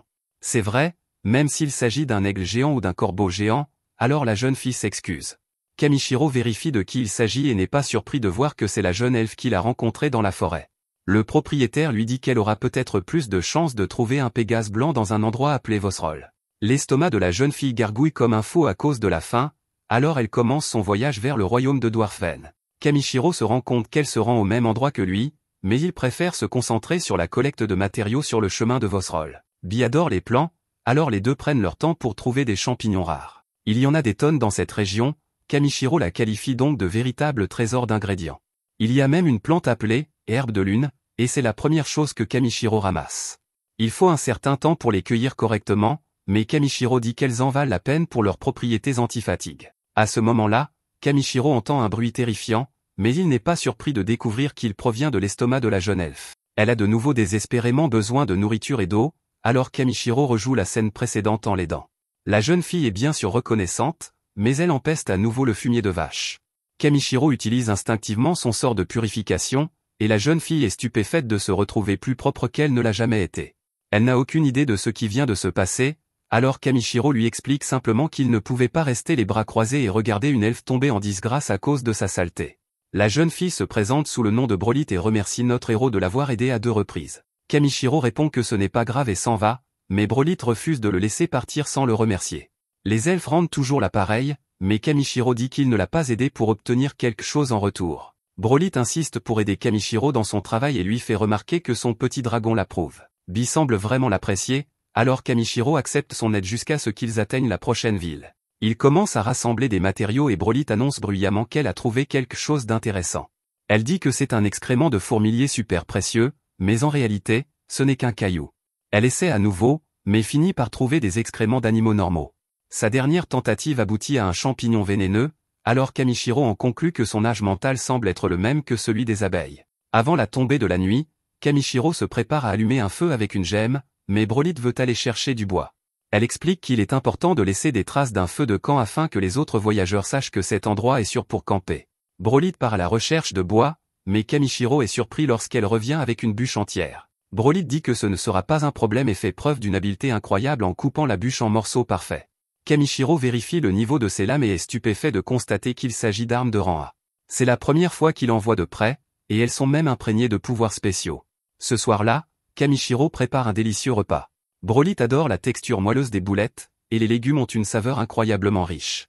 Kamishiro explique qu'il se rend dans une mine pour chercher du minerai d'Hildra, et il demande à Brolit ce qu'elle fait. Brolyt révèle qu'elle est à la recherche du Pégase blanc des cieux que sa sœur désire ardemment, et elle jure de ne laisser aucun obstacle se dresser sur son chemin. Kamishiro remarque que les choses ont pris une tournure très sérieuse, mais Brolyt ramène la conversation sur son repas. C'est au moins la 3e fois qu'elle mange sa cuisine, alors elle fait remarquer que sa dette envers lui ne cesse de croître. Kamishiro a une idée et lui dit qu'il peut simplement l'engager comme garde du corps. Brolyt est intrigué par son offre de le protéger des malfaiteurs et lui fait remarquer qu'elle pourrait aussi lui apprendre d'autres choses, comme ce qu'elle lui a dit à propos des feux de camp. Brolyt s'attendait à quelque chose de plus extrême, mais elle trouve que c'est une bonne idée. Elle pense que le destin les a réunis et accepte donc d'être sa garde du corps. Cette nuit-là, Kamishiro commence à regretter sa décision, car ses ronflements, qui s'ajoutent à ceux déjà bruyants de Bi, l'empêchent de dormir. Le lendemain matin, Kamishiro et son groupe, épuisés, atteignent la rivière qui se trouve juste avant le royaume des nains. Leur première étape est un restaurant où ils goûtent quelques spécialités naines. Ils disent tous les deux avoir un ami qui adore ce plat, et leurs 2 amis sont justement des hommes lézards. Kamishiro trouve cela incroyablement fortuit, mais il s'agit clairement de plus que cela lorsqu'elle précise que cet homme lézard est connu comme le roi dragon honoraire. Ils parlent évidemment tous les deux de Clay, qui se trouve justement dans ce restaurant. Clay n'arrive pas à croire que 2 de ses amis soient amis entre eux, mais surtout, il est contrarié que Kamishiro ait quitté la ville sans le prévenir. Kamishiro fait remarquer qu'il a dit à la guilde qu'il partait, mais Clay est furieux car c'était trop vague. Kamishiro révèle qu'il est dans le royaume des nains pour chercher du minerai d'Hydra, mais Clay fait remarquer que les personnes ayant le rang de Kamishiro ne peuvent même pas accepter de contrats miniers dans des endroits aussi dangereux. Kamishiro répond qu'il n'y avait pas d'autre solution, alors Clay explique à quel point la mine de Ryue est dangereuse. Clay espère simplement que Kamishiro recevra une récompense à la hauteur de ses efforts, ce que Kamishiro lui assure. Il révèle que Grazu va lui fabriquer la paire de ciseaux ultime, mais Clay a du mal à croire que ce soit tout ce qu'il obtiendra. Kamishiro souligne que ce lien d'amitié avec un forgeron de premier ordre sera formidable, car Grazu pourra lui fabriquer toutes sortes de choses. Clay ne peut s'empêcher de se demander à quel point Kamishiro est naïf, mais Kamishiro répond que les ciseaux sont plus importants qu'une épée pour un cueilleur comme lui. Kamishiro voit que Brolyt a fini de se gaver, il est donc temps de partir, mais avant cela, Clay déclare qu'il aidera Kamishiro dans la mine. Il se rendait de toute façon dans la même ville pour faire réparer sa lance, donc cela ne lui pose aucun problème. Kamishiro est trop surpris pour répondre, mais Brolyt le fait à sa place. Elle accueille Clay comme un nouveau garde du corps, mais il ne comprend pas de quoi elle parle. Brolyt explique qu'elle a voué sa vie à la protection de Kamishiro, et Clay aime bien l'idée d'être garde du corps. Ces deux-là sont manifestement des combattants compétents, mais pour une raison quelconque, Kamishiro se sent inquiet à propos de toute cette histoire. Peu après, nos héros découvrent que la file d'attente pour entrer dans la ville est énorme. Heureusement, Clay connaît l'un des gardes, qui leur propose de les laisser entrer. Le garde explique que la ville de Vazel a commencé comme une colonie minière construite à l'intérieur des grandes grottes laissées par l'extraction du fer. Cet endroit est gigantesque, et le garde souhaite la bienvenue à nos héros dans le royaume des nains. La ville souterraine est à couper le souffle, et le garde révèle que le roi a en fait demandé à Clay de venir le voir. Kamishiro n'en revient pas et Clay répond que c'est une relation compliquée. Pour le garde, il n'y a rien de compliqué à cela, car il révèle que c'est Clay qui a sauvé la ville du roi du tonnerre. Kamishiro n'avait aucune idée que Clay était un tel héros, mais Clay dit que ce n'est pas grand-chose. À l'époque, les nains étaient un peuple habile en forge, mais ils étaient incapables de manier les armes. À cause de cela, ils étaient contraints de payer un tribut à un seigneur démoniaque impitoyable. Cependant, lorsque ce démon aperçut Clay qui passait par hasard, il s'enfuit après l'avoir vu. C'est tout de même assez impressionnant, et le garde explique qu'ils ont érigé une statue en l'honneur de Clay pour commémorer ce jour. Clay est gêné de voir une statue à son effigie, mais Kamishiro lui dit de ne pas s'inquiéter, car elle ne lui ressemble pas beaucoup. Quand ils vont voir le roi, Clay se plaint immédiatement qu'ils aient fait une statue pour lui. Il est clair qu'ils entretiennent une bonne amitié, alors Kamishiro se présente officiellement. Le roi lui dit de ne pas être si formel et lui demande pourquoi il est venu dans le royaume des nains. Grazu a en fait donné à Kamishiro une lettre d'introduction à remettre au roi, dans laquelle il demande la permission d'entrer dans la mine de Ryue.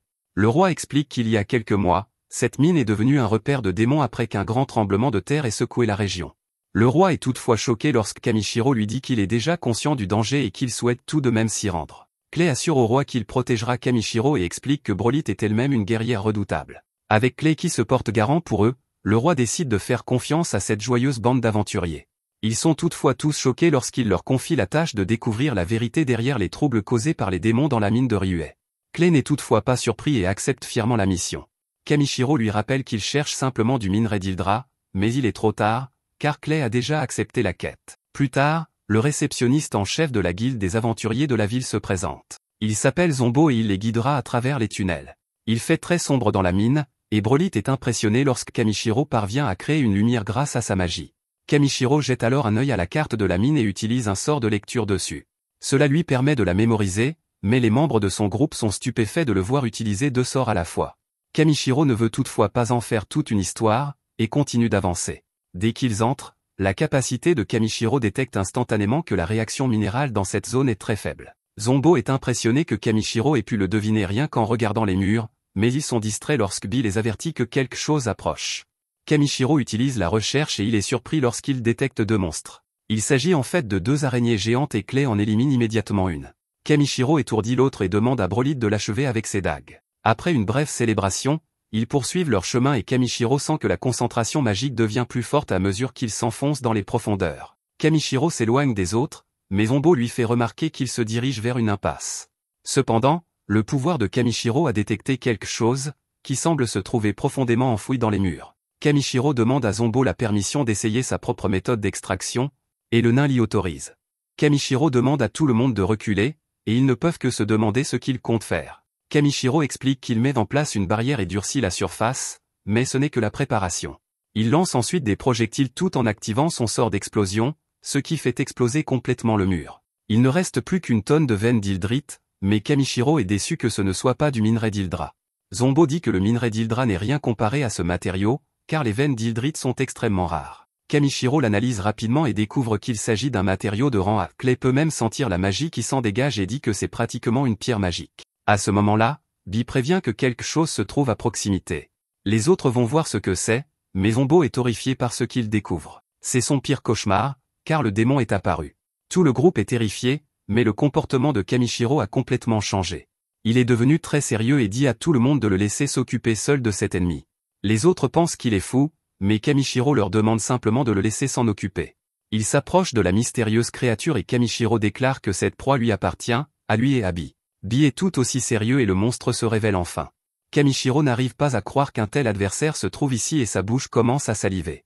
C'est un monstre crabe, alors les yeux de Kamishiro et Bi s'illuminent à l'idée de le dévorer. Clay et Broly ne peuvent que regarder, stupéfaits, Bi et Kamishiro saliver devant leur dîner. Kamishiro doit calmer un peu le petit dragon, mais il a du mal à se contrôler. Il dit que le monstre est suffisamment frais pour être mangé cru, mais Clay lui rappelle que ce n'est pas le moment de faire la fête. Kamishiro se rappelle le danger dans lequel il se trouve lorsqu'il est contraint d'esquiver l'attaque du monstre, et Clay révèle que cette créature est un crabe tango, un monstre féroce de rang A, et qu'il faudra toute leur équipe pour le vaincre. Kamishiro empêche toutefois ses alliés de se joindre au combat, car il pense que ce crabe est le plat principal idéal. Il demande à Bi de le couvrir, mais lui ordonne de ne pas utiliser de feu ni de foudre. Kamishiro rit comme un fou et utilise les sorts, réduction rapide, et durcissement. Ses amis sont alors choqués lorsqu'il charge directement le crabe. Bi utilise son attaque sonore pour figer la bête sur place, et Kamishiro lui assène un puissant coup en plein visage. Notre héros est pris au dépourvu, car le monstre est beaucoup plus résistant qu'il n'y paraît et le repousse.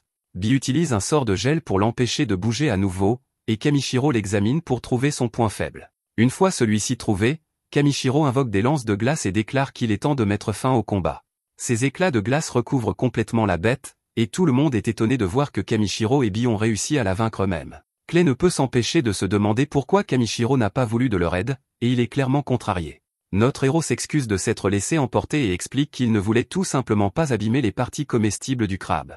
Les armes de Clay et Broly sont probablement couvertes de sang, et Kamishiro craignait que leur lame ne donne un goût horrible au crabe. Clay rappelle avec colère à Kamishiro qu'il est son garde du corps, mais Kamishiro souligne qu'il a de l'expérience dans la lutte contre les crabes. Clay ne peut nier que les pouvoirs magiques de Kamishiro sont hors du commun, mais il le supplie de faire confiance à ses coéquipiers dans les moments de danger. Il promet que ni lui ni Broly n'ignoreront jamais le jugement de Kamishiro, et qu'ils devraient donc compter davantage sur eux. Kamishiro et Bi s'excusent, mais Clay leur dit que ce n'est pas grave. Il est temps de transporter la bête, alors nos héros se remettent joyeusement au travail. Un peu plus tard, Kamishiro dit qu'ils ont pratiquement tout extrait dans cette zone, mais qu'ils captent encore des signaux puissants devant eux. S'ils creusent encore plus profondément, il y a de fortes chances qu'ils trouvent une quantité encore plus importante de ce qu'ils recherchent. Kamishiro ne cesse d'impressionner Zombo, car il a d'abord vaincu le démon, puis il a trouvé un gisement minéral entier rien que pour eux. Les larmes coulent sur son visage alors qu'il est ému, et il remercie Kamishiro d'avoir tenté d'aider le nain. À ce moment-là, Kamishiro prend conscience de quelque chose, il y a eu plusieurs perturbations à travers le pays, comme des tremblements de terre et des monstres réveillés par l'essence magique. Tout cela a commencé après qu'il ait aidé l'ancien dragon, et Kamishiro se rend compte que ses actions ont eu un impact plus important qu'il ne le pensait. Cela semble logique, car il se souvient que le dieu a dit à Kamishiro qu'il serait une goutte d'eau dont les ondulations changeraient le monde entier. Kamishiro ne le faisait pas vraiment exprès, mais il pense maintenant qu'il est peut-être en train de changer le monde petit à petit. Si tel est le cas, Kamishiro espère simplement que ce sera un changement positif pour toutes les personnes qu'il a rencontrées en chemin. De retour au royaume, Kamishiro explique que leur mission est terminée et que le démon a disparu.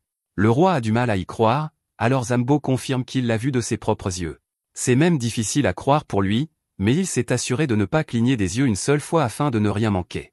Zambo insiste pour que Kamishiro montre le démon au roi, alors notre héros le fait apparaître. L'énorme démon fait trembler le sol, et le roi le regarde avec admiration. Il dégage une présence effrayante, et le roi félicite notre héros d'avoir vaincu cette créature terrifiante. Le roi veut lui offrir une énorme récompense, alors Kamishiro demande que sa récompense soit le démon lui-même. Outre le démon, Broly est ravi après avoir également reçu 3 millions de raves chacun. Kamishiro ne pense toutefois pas à l'argent, car il imagine simplement le sashimi qu'ils vont déguster. Les autres se demandent ce qu'il a en tête, et Kamishiro répond que la carapace dure du crabe pourrait être un excellent matériau pour fabriquer des ciseaux. Aujourd'hui a été une journée formidable, et il dit qu'ils ont donc beaucoup à espérer. Le lendemain, les choses ne font que s'améliorer, car Broly reçoit un véritable Pégase légendaire. C'est une autre récompense offerte par le roi, et Broly admire la belle silhouette du cheval. La lance de Clay est également réparée, ils peuvent donc rentrer chez eux. Malheureusement, Broly doit rentrer chez elle, car elle veut offrir le Pégase à sa sœur. Broly dit qu'elle a une dette énorme envers Kamishiro, une dette si grande qu'elle pourrait passer toute sa vie à la rembourser sans y parvenir. Kamishiro lui dit de ne pas s'inquiéter, car il a obtenu un crabe dans le cadre de cet échange, et il pense avoir fait une bonne affaire. Kamishiro dit au revoir à sa garde du corps, qui lui promet qu'ils se reverront un jour. Elle s'envole en riant comme une folle et leur dit de se préparer pour son retour. Quand ils reviennent à la guilde, Ariana est choquée de voir les deux aventuriers ensemble. Elle est encore plus choquée quand elle comprend qu'ils ont formé un groupe, mais Clay lui dit que ce n'est que temporaire. La lapine est toujours aussi enthousiaste à cette idée, alors elle court le dire aux autres employés de la guilde. Kamishiro fait remarquer qu'ils n'ont jamais accepté de faire équipe, mais Clay répond que cela pourrait fonctionner. Kamishiro a des tendances excentriques, et Clay pense qu'il pourrait être utile pour Kamishiro d'avoir quelqu'un pour garder un œil sur lui. Kamishiro pense que Clay peut parfois être un peu moralisateur, mais voyager avec lui ne serait peut-être pas si mal. Après discussion, les deux décident du nom de leur équipe. Ils y réfléchissent longuement et choisissent Azure Black Brigade. De retour à la boutique d'armes, Kamishiro donne à Grazu ce qu'il a demandé. Grazu et Ribble se mettent à trembler, alors Kamishiro leur explique qu'il a pensé qu'un hydride de haute pureté serait parfait pour forger une épée. Ils sont trop figés pour prononcer le moindre mot, alors Kamishiro craint que l'hydride soit en fait plus difficile à travailler lorsqu'il est trop pur. Il s'inquiète car ils voyagent depuis 1 heure maintenant, mais il s'avère qu'ils sont simplement plus heureux que jamais. Leur joie les fait même pleurer, et Ribble est si heureuse qu'ils ont demandé à Kamishiro de faire ce travail pour eux. L'hydrite est absolument parfaite, mais Grazu doit dire à son élève de se ressaisir. Ribble s'empresse de faire remarquer que Grazu pleure encore plus qu'elle, alors ils sanglotent dans les bras l'un de l'autre. Kamishiro est soulagé de voir à quel point ils sont heureux, et Grazu explique pourquoi c'est si formidable. Au cours de ses 120 années d'existence, Grazu n'a jamais vu autant d'hydrites au même endroit. C'est extrêmement rare, et cela fera une arme formidable. Kamishiro savait que sa qualité était élevée, mais il ne s'attendait pas à ce qu'il soit aussi ému.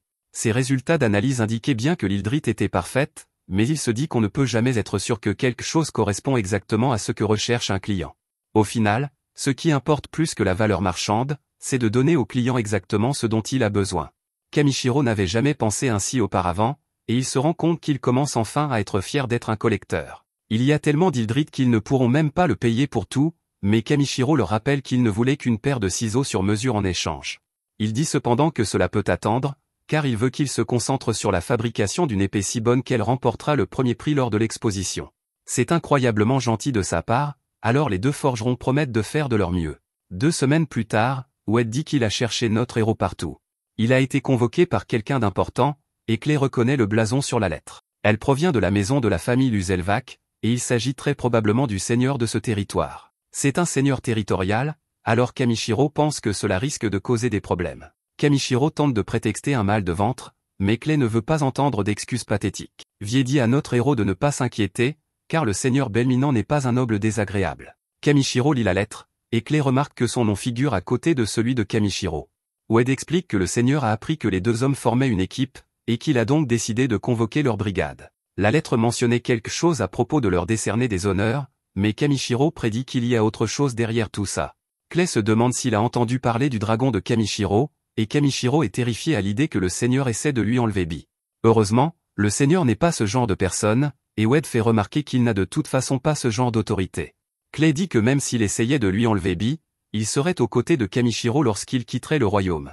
Kamishiro pense désormais que cette convocation est une bonne chose, car ils pourront aller sur la côte et manger davantage de sashimi.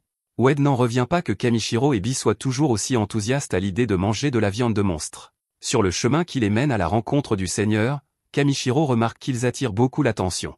C'est tout à fait naturel, comme l'explique Clay, car être convoqué au manoir d'un seigneur est le rêve de tout aventurier.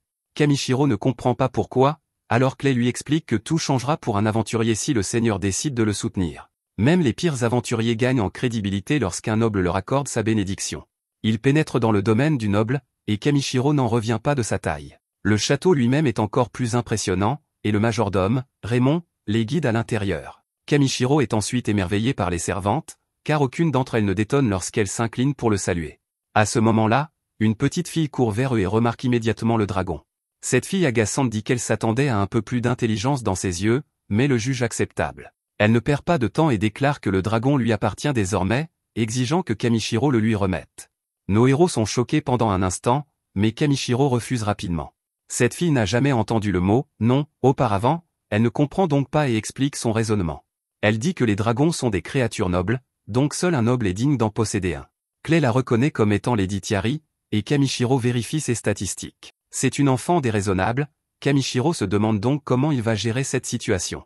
Il essaie de lui demander pourquoi elle pense avoir droit à son dragon, et sa réponse est simple, quelqu'un nommé Bernard lui a dit qu'un aventurier voyageait avec un dragon, et elle a tout simplement su qu'elle devait l'avoir. Il lui a également dit que lorsqu'elle avait affaire à des aventuriers ignorants, elle devait rester ferme et agir avec dignité pour les faire obéir. Kamishiro en conclut que Bernard est derrière tout cela, mais il se rend alors compte qu'il n'a aucune idée de qui est Bernard. Kamishiro lui dit simplement que Bee fait partie de sa famille et qu'il ne peut donc le confier à personne. Bee la salue poliment après qu'elle ait prononcé son nom, et elle est ravie qu'il lui ait répondu. Elle se rend compte à quel point ils sont tous les deux gentils et elle est maintenant gênée de leur avoir parlé si cruellement. Elle n'avait même pas envisagé à quel point leur lien était fort, alors elle s'excuse d'avoir essayé de les séparer. Tiari est ravie lorsque Bee lui pardonne, et elle le serre très fort dans ses bras. Kamishiro se demande pourquoi elle veut tellement un dragon, alors Tiari explique qu'elle voulait le montrer à sa mère. À ce moment-là, son père arrive et lui demande ce qu'elle fait. Kamishiro est stupéfait, car cet homme est très jeune et il est le seigneur de tout ce territoire. Il s'appelle Belminant et il est ravi de rencontrer enfin le cueilleur dont il a tant entendu parler. Belminant s'excuse pour le comportement de sa fille, mais Kamishiro lui dit de ne pas s'en faire. Belminant va droit au but et révèle qu'il n'y a qu'une seule raison pour laquelle il les a convoqués. Clay a le sentiment de savoir de quoi il s'agit, et Belminant confirme qu'il s'agit de sa femme, Melitoria. Elle est alitée depuis près de 6 mois et les médecins ne peuvent rien faire pour l'aider. Belminant a entendu des rumeurs au sujet de Kamishiro, en particulier une histoire concernant une famille qu'il a aidée. Selon ces rumeurs, un homme frêle du district de Bozo aurait soudainement retrouvé la santé en un jour grâce à l'intervention de Kamishiro. Belminant supplie alors Kamishiro d'utiliser son pouvoir extraordinaire et le prie de sauver sa femme. Kamishiro repense à la façon dont il a essayé de guérir Clay, mais il a également fini par le forcer à évoluer. Il craint que s'il perturbe à nouveau l'équilibre, on ne sache pas ce qui pourrait arriver. Comme Kamishiro ne répond pas, Belminant révèle que sa fille voulait un dragon à cause de sa mère. Dans quelques jours, Tiari devrait retourner à la capitale royale pour aller à l'école. Elle pensait pouvoir remonter le moral de sa mère en lui offrant une adorable créature qui resterait à son chevet. Belminant admet qu'elle peut parfois être naïve, mais il dit que Tiari a un cœur généreux. Le visage de Clay est bientôt couvert de larmes, car il n'arrive pas à croire à quel point cette histoire est triste. Kamishiro aimerait que son ami ne le regarde pas avec les larmes aux yeux, car il le culpabilise pour qu'il accepte. Bee est également en larmes, mais Kamishiro doit penser à toutes les conséquences. Belminant est un seigneur, et si quelque chose tourne mal avec la guérison, il aura de gros problèmes. Kamishiro ne peut toutefois pas s'en empêcher, et Belminant est ravi d'apprendre qu'il va les aider. Ils se rendent dans la chambre de Melitoria, et Kamishiro constate qu'elle n'a pas été aérée depuis des jours. Melitoria salue son mari bien-aimé, et Kamishiro est choqué par son apparence maladive. Belminant lui révèle qu'il a fait venir l'homme dont on dit qu'il guérit les maladies grâce à un pouvoir mystérieux, et il appelle Kamishiro. Kamishiro aimerait d'abord faire entrer un peu de lumière, mais Belminant s'y oppose. Il explique que sa femme est sensible à la lumière du soleil, alors Kamishiro se met au travail. Son examen révèle qu'elle est rongée par la maladie. Elle souffre d'au moins 5 problèmes graves et plusieurs de ses organes sont défaillants. Kamishiro peut plus ou moins déterminer ce qui ne va pas chez elle, et Belminan veut désespérément savoir s'il peut la guérir. Kamichiro est convaincu qu'il peut traiter ses symptômes, tels que sa sensibilité à la lumière, ses douleurs articulaires et ses vertiges. Les autres problèmes ne poseront pas de difficultés, mais Kamichiro pense qu'elle souffre de troubles plus graves, certains, comme l'empoisonnement à l'ivoire, lui sont totalement inconnus, mais il pense que le fait de s'occuper de ce qu'il peut devrait aider un peu. Clay voit bien que Kamichiro est inquiet, alors Kamichiro explique que tout est une question de confiance. Il souligne qu'il n'est qu'un aventurier inconnu et demande à Belminan s'il est vraiment prêt à confier la vie de sa femme entre ses mains. Melitoria fera ce que son mari décidera, et elle explique qu'elle n'attend pas de miracle. Elle se met à pleurer en révélant qu'elle veut juste serrer Thierry dans ses bras à nouveau. Cela lui suffirait, alors Belminan supplie Kamichiro de sauver sa femme. Une fois cela réglé, Kamichiro déclare qu'il est temps de commencer. Clay se demande si Kamichiro utilisera le même sort qu'il a utilisé pour le soigner, mais Kamichiro refuse. Ce sort consomme beaucoup de mana chez celui qui le reçoit, et Kamichiro doute que Melitoria survive s'il l'utilise. Kamichiro décide qu'il doit d'abord s'occuper de la pièce, mais les yeux de Melitoria ne supportent aucune lumière. Cela signifie qu'il devra d'abord soigner ses yeux, mais cela ne sera pas facile. Elle ressentira une douleur intense s'il verse le mana trop rapidement, et il devra donc être très précis. Après le sort de guérison, tout le monde attend nerveusement qu'il lui demande de rouvrir les yeux. Cependant, tout le monde est stupéfait lorsqu'elle révèle qu'elle peut à nouveau voir correctement. Tout se passe bien jusqu'à présent, alors Kamichiro utilise son sort de nettoyage sur toute la pièce. La pièce est bientôt impeccable, et la lumière peut à nouveau y pénétrer. Melitoria se met à pleurer car la lumière ne l'éblouit plus, et Belminan ne peut retenir ses larmes non plus. Tout le monde est très reconnaissant envers Kamichiro pour son excellent travail, mais quelque chose le tracasse, et il dit à Belminan qu'ils doivent parler en privé. Kamichiro lui révèle que Melitoria souffre d'un empoisonnement à l'ivoire. Il ne sait pas vraiment de quoi il s'agit, mais il est certain qu'elle consomme continuellement quelque chose qui contient ce poison. Belminan est alors horrifié lorsque Kamichiro conclut que quelqu'un l'empoisonne. Comme Kamichiro ne sait pas ce qu'est le poison d'ivoire, il ne peut pas la guérir, et Belminan va donc devoir essayer de commander un antidote. Malheureusement, Belminan révèle que l'antidote n'existe pas. Le poison d'ivoire est un poison interdit perdu dans le temps, et son antidote a également été oublié. Kamichiro pense qu'ils peuvent simplement fabriquer l'antidote eux-mêmes, mais c'est plus facile à dire qu'à faire. Belminan explique que c'est un poison utilisé dans l'Antiquité et que personne ne sait plus où trouver les ingrédients nécessaires. À ce moment-là, Belminan se rend compte qu'il existe peut-être un moyen de trouver des indices. Il existe des documents anciens qui ont été rassemblés par ses prédécesseurs, mais le problème est que la plupart d'entre eux sont écrits dans des langues anciennes. Personne n'a jamais pu les déchiffrer, mais heureusement, Kamichiro en est capable grâce à ses compétences. Il y a cependant une tonne de livres, et Kamichiro va devoir déterminer si certains d'entre eux contiennent des informations sur le poison ivore. Grâce à ses compétences en recherche, cette partie est facile, comme rechercher un mot-clé sur un ordinateur. Il trouve un livre qui décrit la fleur ivore, mais quelque chose est étrange. Belminan est prêt à entendre la terrible nouvelle qui va suivre, alors il demande à Kamichiro de simplement le lire à haute voix. Il s'avère que ce qui est étrange dans ce livre, c'est qu'il est écrit pour les enfants. Kamichiro le lit donc de cette manière, et les autres se demandent s'il plaisante. Kamichiro est cependant très sérieux, car la première partie de l'histoire commence par présenter une aventurière super mignonne nommée Polapala. Ils doivent trouver leur réponse, alors Belminan supplie Kamichiro de continuer. Cette histoire raconte le voyage de Polapala à travers le monde et comment, un jour, elle a trouvé un énorme rocher en forme de cheval. Il se trouvait près d'un immense lac, où elle a également aperçu des fleurs très rares appelées ivores. Heureusement, le rocher en forme de cheval et l'immense lac sont des indices suffisants pour Clay, qui indique l'emplacement sur une carte. C'est près d'un village appelé Azit, et il faudra 5 jours en calèche pour s'y rendre. Ils décident de partir immédiatement, et nous voyons que quelqu'un les observe. Kamichiro termine en laissant quelques pierres précieuses derrière lui, expliquant qu'elles servent de mesure de sécurité. Les personnes qui font du mal à Melitoria pourraient tenter quelque chose pendant leur absence, il prend donc quelques précautions. Thierry arrive pour s'excuser auprès de Kamichiro, car elle a été très impolie envers la personne qui fait tout son possible pour sauver la vie de sa mère. Kamichiro admet qu'il n'a pas apprécié son comportement, mais il lui reconnaît le mérite d'avoir réalisé son erreur par elle-même. Cela signifie qu'elle est capable d'être très attentionnée, alors il lui dit simplement d'essayer de réfléchir plus attentivement avant d'agir la prochaine fois. Il est sûr que sa vie s'en trouvera enrichie, et elle promet de réfléchir par elle-même la prochaine fois. Kamichiro a encore une chose à lui dire, et il lui recommande d'être prudente après leur départ. Il pense que quelqu'un pourrait essayer de l'influencer et lui dire qu'elle se fait avoir. Ils essaieront probablement de la monter contre Kamichiro, alors Kamichiro lui dit de parler immédiatement à son père si cela se produit. Kamichiro lui facilite la tâche en lui disant simplement qu'il veut qu'elle soit vigilante, courageuse et qu'elle demande conseil. En bref, elle peut simplement se souvenir de l'ABC, ce qui lui facilite grandement la tâche. Kamishiro et Clay partent immédiatement, il n'y a pas de temps à perdre. Kamishiro active la vitesse et la réduction sur tout le groupe. Clay n'en revient pas de se sentir aussi léger, et son cheval s'élance à la vitesse de la lumière. C'est encore plus rapide que ce à quoi Kamishiro s'attendait, et bientôt, son cheval tente de rattraper celui de Clay. Après quelques jours, ils arrivent à destination, mais Kamishiro se demande s'il est vraiment censé y avoir un village ici. Clay dit que la dernière fois qu'il est venu, c'était une vaste terre agricole, mais maintenant, cet endroit ressemble à un désert. Il ne semble pas avoir plu ici depuis un certain temps, alors Kamishiro se demande si le lac s'est également asséché. Le lac était immense auparavant, Clay doute donc qu'il ait pu disparaître comme ça. Ils finissent par trouver le lac, mais Clay dit qu'il était beaucoup plus joli avant. Il ressemble presque à un marécage maintenant, et Kamishiro est horrifié lorsqu'il utilise son pouvoir d'évaluation sur le lac. Cela révèle que ce qui se passe ici pourrait avoir été fait exprès par quelqu'un. Soudain, un groupe de villageois terrifiés exige de savoir ce qu'ils font ici.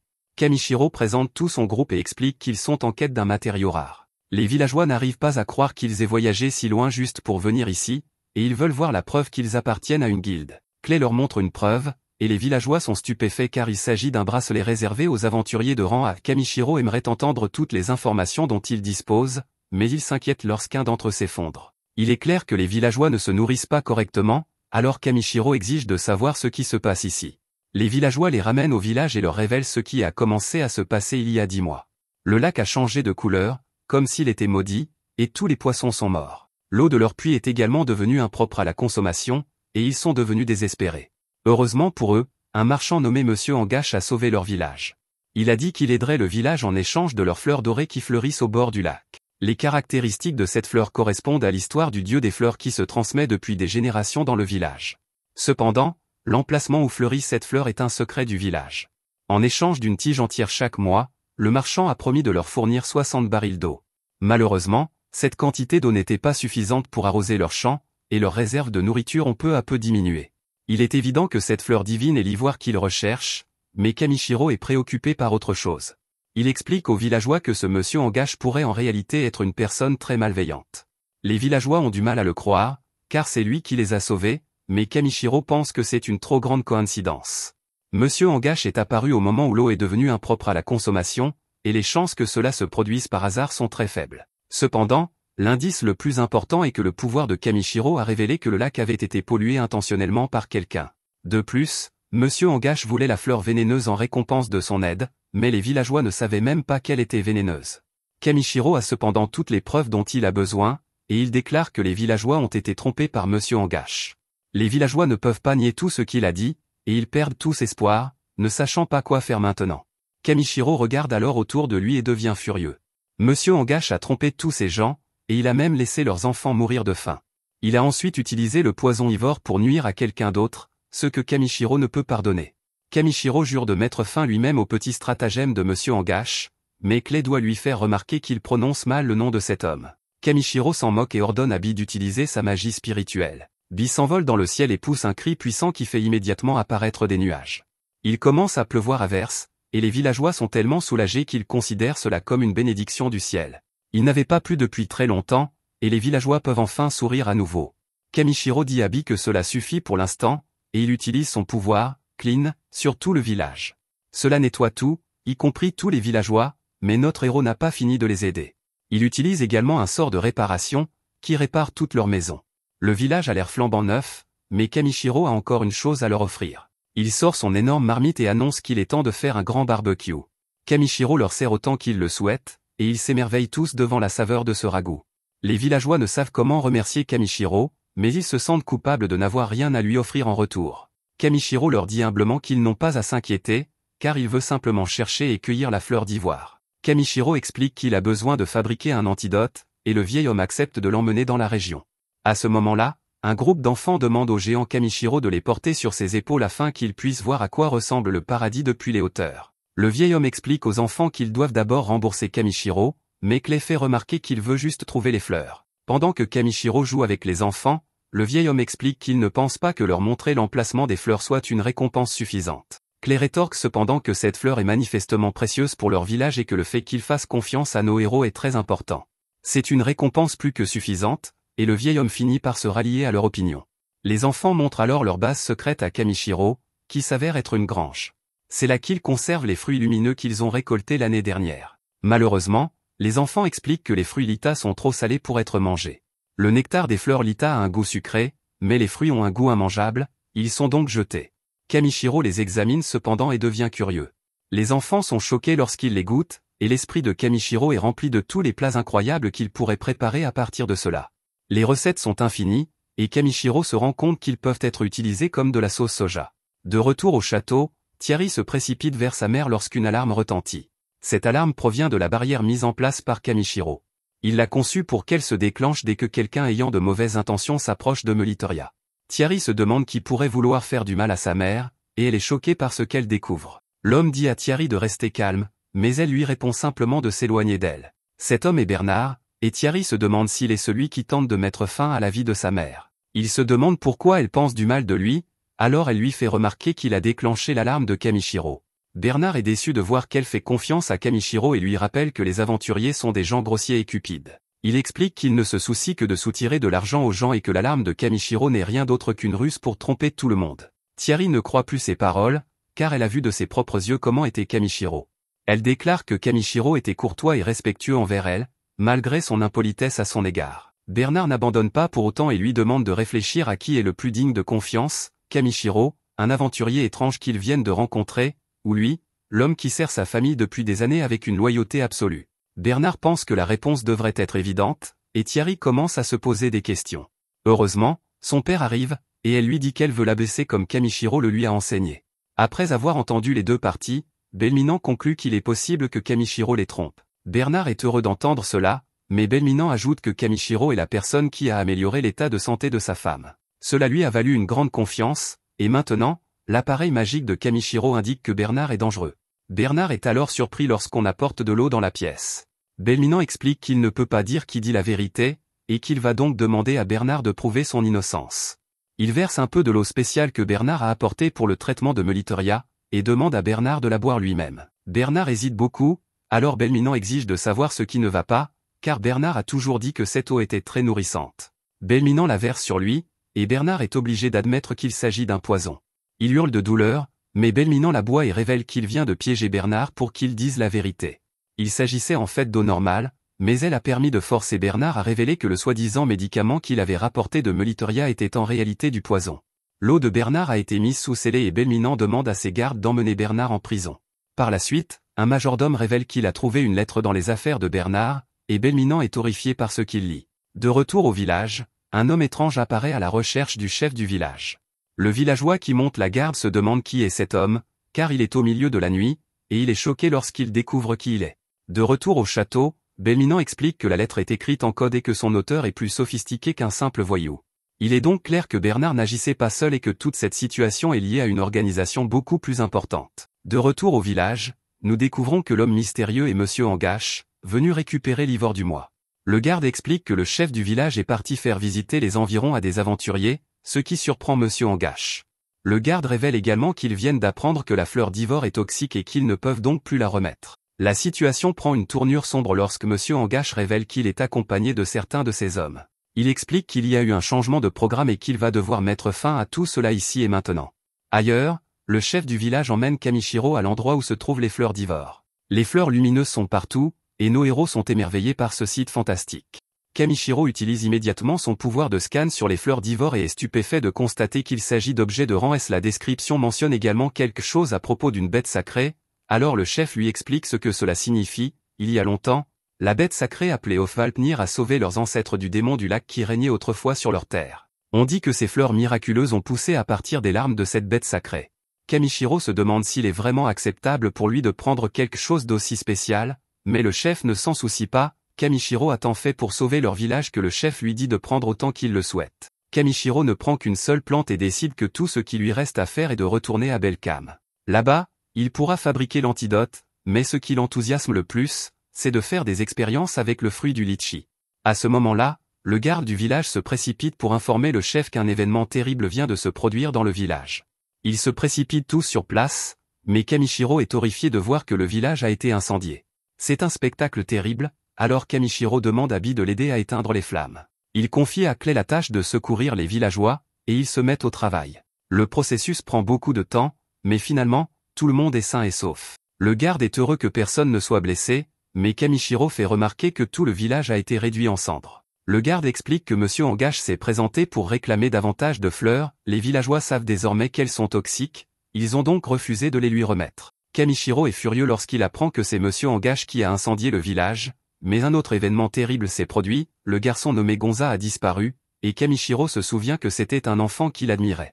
Kamishiro craint le pire, et une femme révèle ce qui s'est passé, Monsieur Angash a incendié le village, et pendant que tout le monde était en proie à la panique, il a emmené Gonza et s'est dirigé vers le lac. Clay refuse de laisser les actes de Monsieur Angash impunis, mais personne n'est aussi en colère que Kamishiro. Kamishiro ne perd pas de temps et active avec rage son pouvoir de recherche.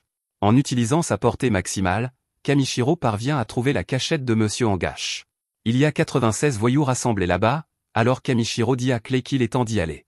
Le chef prévient que ce sera trop dangereux pour eux deux seuls, mais Kamishiro lui dit de ne pas s'inquiéter, il dit qu'il a avec lui un aventurier fou et puissant, et Kamishiro jure de ramener Gonza sain et sauf. Il se précipite vers la cachette, et Bee explore l'intérieur du bâtiment.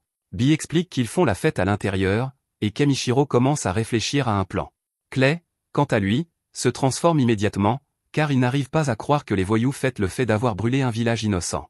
Son sang est en ébullition, mais Kamishiro lui rappelle qu'ils doivent rester calmes, s'ils se précipitent sans réfléchir, ils ne feront que mettre Gonza en danger. Kamishiro est surpris lorsque son terrifiant ami s'excuse comme un chiot, mais Clay a du mal à contenir sa colère. Il déclare qu'il doit évacuer sa rage d'une manière ou d'une autre, car la puissance qui s'accumule en lui est sur le point d'exploser. Kamishiro décide qu'ils devront agir sans être vus, et il essaie de trouver la capacité parfaite à utiliser. Sa capacité de camouflage ne fonctionnera pas, car on peut toujours l'entendre, et sa capacité de disparition ne convient pas non plus. C'est alors que Kamishiro a une idée. À l'entrée principale, on voit quelque chose casser une brindille, mais les gardes ne remarquent rien. À l'intérieur, un garde est assommé, et on voit que ce sont nos héros. Kamishiro a utilisé le sort de dissimulation fauche sur eux, ce qui les rend totalement invisibles. Ils inspectent tout le bâtiment, mais Kamishiro est déçu car ils n'ont toujours pas trouvé Gonza. Clay en a assez de jouer, il suggère donc de forcer celui qui a kidnappé Gonza à leur dire où il se trouve. Dans une grande pièce, les voyous célèbrent tous la leçon qu'ils ont donnée aux villageois pour avoir défié leur chef. Cependant, ils sont toujours en colère, car Gonza refuse de leur dire où se trouvent les fleurs d'Ivor. Ces types sont vraiment maléfiques, car ils disent qu'ils vont devoir forcer l'enfant à leur dire. Il s'avère que leur plan consiste à faire monter le prix du poison d'Ivor. La première étape consistait à empoisonner Melitoria afin d'attirer l'attention sur la situation, lorsque les gens apprendront que les meilleurs guérisseurs n'ont pas pu la soigner et que des rumeurs se répandront selon lesquelles c'est à cause du poison d'Ivor, la demande pour ce poison explosera. Un poison incurable aurait une valeur inestimable, et les gens seraient prêts à payer n'importe quel prix pour se le procurer. Le type qui vend la mèche est assommé par Monsieur Angash, qui lui fait remarquer que ce plan est top secret. Il rappelle à tout le monde de se taire, car si quelqu'un parle, il sera jeté dans le lac. Nos héros découvrent enfin qui est responsable de l'empoisonnement de Melitoria, et Clay ne peut plus se retenir. Il est prêt à causer des dégâts importants, alors Kamishiro lui dit finalement de se déchaîner, sa seule demande est que Clay ne mette fin à aucune vie, et Clay se met au travail. Il fait irruption dans la pièce et dit à tous les voyous terrifiés de se préparer. Ils ne sont pas du tout prêts pour ce qui va leur arriver, et Clay commence à les balancer comme des poupées de chiffon. Monsieur Angash craint pour sa vie, alors il demande à l'un de ses hommes d'apporter quelque chose. Le voyou fait remarquer qu'ils ne sont toujours pas capables de contrôler cette chose, mais Angash lui ordonne quand même de l'apporter. Monsieur Angash n'arrive pas à croire que tout s'écroule juste avant qu'il ait pu mener à bien son plan, et l'un de ses hommes de main a une suggestion. Il pense qu'il devrait déplacer le gamin et demande où il se trouve. Angash révèle que Gonza est dans l'autre bâtiment, et nous voyons que l'homme de main à qui il s'adresse est en fait Kamishiro. Monsieur Angash devient méfiant après ne pas avoir reconnu la voix, mais Kamishiro est déjà parti. L'autre bâtiment est gardé par un garde à la porte, alors Bee fait signe à Kamishiro qu'il peut s'en occuper. Kamishiro est impatient de voir quelle astuce Bee va utiliser pour passer le garde, mais il est choqué lorsque Bee se jette simplement sur le voyou. Cela fonctionne cependant, et il trouve Gonza. Kamishiro le libère de sa cellule et lui dit qu'il est temps de rentrer à la maison. Malheureusement, c'est le chaos total à l'extérieur, car tous les voyous fuient un monstre terrifiant. Kamishiro se demande si Clay s'est transformé en quelque chose d'autre, mais un voyou révèle qu'il s'agit en fait du démon du lac. Kamishiro n'arrive pas à y croire, mais il est au moins soulagé de ne pas avoir à s'inquiéter pour Clay lorsqu'il est en mode roi démon.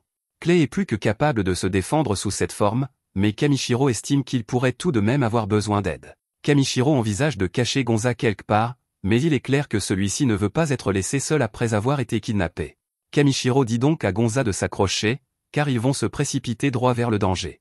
Il se précipite pour trouver Clay, mais celui-ci n'a pas peur du tout, au contraire, il félicite la bête de se tenir devant lui au lieu de se recroqueviller de peur comme tout le monde. La bête se révèle, et Kamichiro est pris au dépourvu car cette chose ressemble à une étrange plante marine. Un scan révèle qu'il s'agit d'une anémone noire, un monstre de Rambé. Monsieur Engage supplie qu'on lui laisse la vie sauve, mais Kamichiro fait remarquer que cet idiot est seul responsable de sa situation, car c'est lui qui a libéré la bête. Kamichiro ne peut toutefois s'empêcher de le sauver de l'attaque. L'idiot est toujours inconscient, alors Kamichiro lui dit qu'il paiera plus tard pour ses crimes. Clay est en plein combat avec la bête et explique que les tentacules du monstre repoussent sans cesse après qu'il les ait coupés. Kamichiro répond que ce n'est pas un problème et décide qu'il va simplement devoir toutes les éliminer d'un coup. Il active son pouvoir, souffle glacial, pour y parvenir et gèle toutes les tentacules du monstre. La bête n'est toutefois pas prête à abandonner, alors Kamichiro décide qu'ils devront lui écraser le cerveau s'ils veulent la vaincre. Il demande à Clay de viser entre ses yeux, et Clay répond à Kamichiro de tout lui laisser faire. Kamichiro est alors stupéfait lorsque Clay utilise son coup de poing le plus puissant pour frapper la bête en plein milieu du visage. C'est une attaque incroyable, mais cela ne fait qu'exaspérer le monstre, ses tentacules deviennent encore plus acérés et se dirigent toutes vers Kamichiro. Cette attaque cause des dégâts importants, et Gonza et lui risquent de tomber dans le lac. Kamichiro sauve Gonza en le lançant à billes, mais il tombe dans le lac empoisonné. Kamichiro sourit, incrédule devant la tournure désastreuse des événements. Même avec tous ses pouvoirs étranges, Kamichiro sait que nager dans du poison est une très mauvaise idée. Il ne peut que rire, car il n'aurait jamais pensé sacrifier sa vie pour quelqu'un d'autre. Il en conclut que parfois, son corps agit avant que son cerveau n'ait le temps de réfléchir. À ce moment-là, nous voyons que quelqu'un observe Kamichiro. Cette personne reconnaît que ce monde a changé pour le mieux, et que tout cela est grâce à Kamichiro. Certains effets secondaires inattendus se sont également produits à cause de Kamichiro, mais dans l'ensemble, ces changements ont été vraiment positifs. Cette personne dit qu'elle se soucie également beaucoup de ce monde, tout comme Kamichiro, et décide donc d'exaucer l'un des souhaits de Kamichiro. Pendant ce temps, Kamichiro pense qu'il ne veut pas encore mourir, car il y a encore tant de choses qu'il veut faire. Il y a encore des tonnes d'aliments qu'il veut goûter, et il se souvient juste maintenant qu'il a trouvé de la sauce soja. Il voulait aussi voir Bi grandir, et il voulait revoir ses amis une dernière fois. Kamichiro devient cependant très inquiet lorsqu'il pense à la paire de ciseaux ultimes qu'il allait faire fabriquer.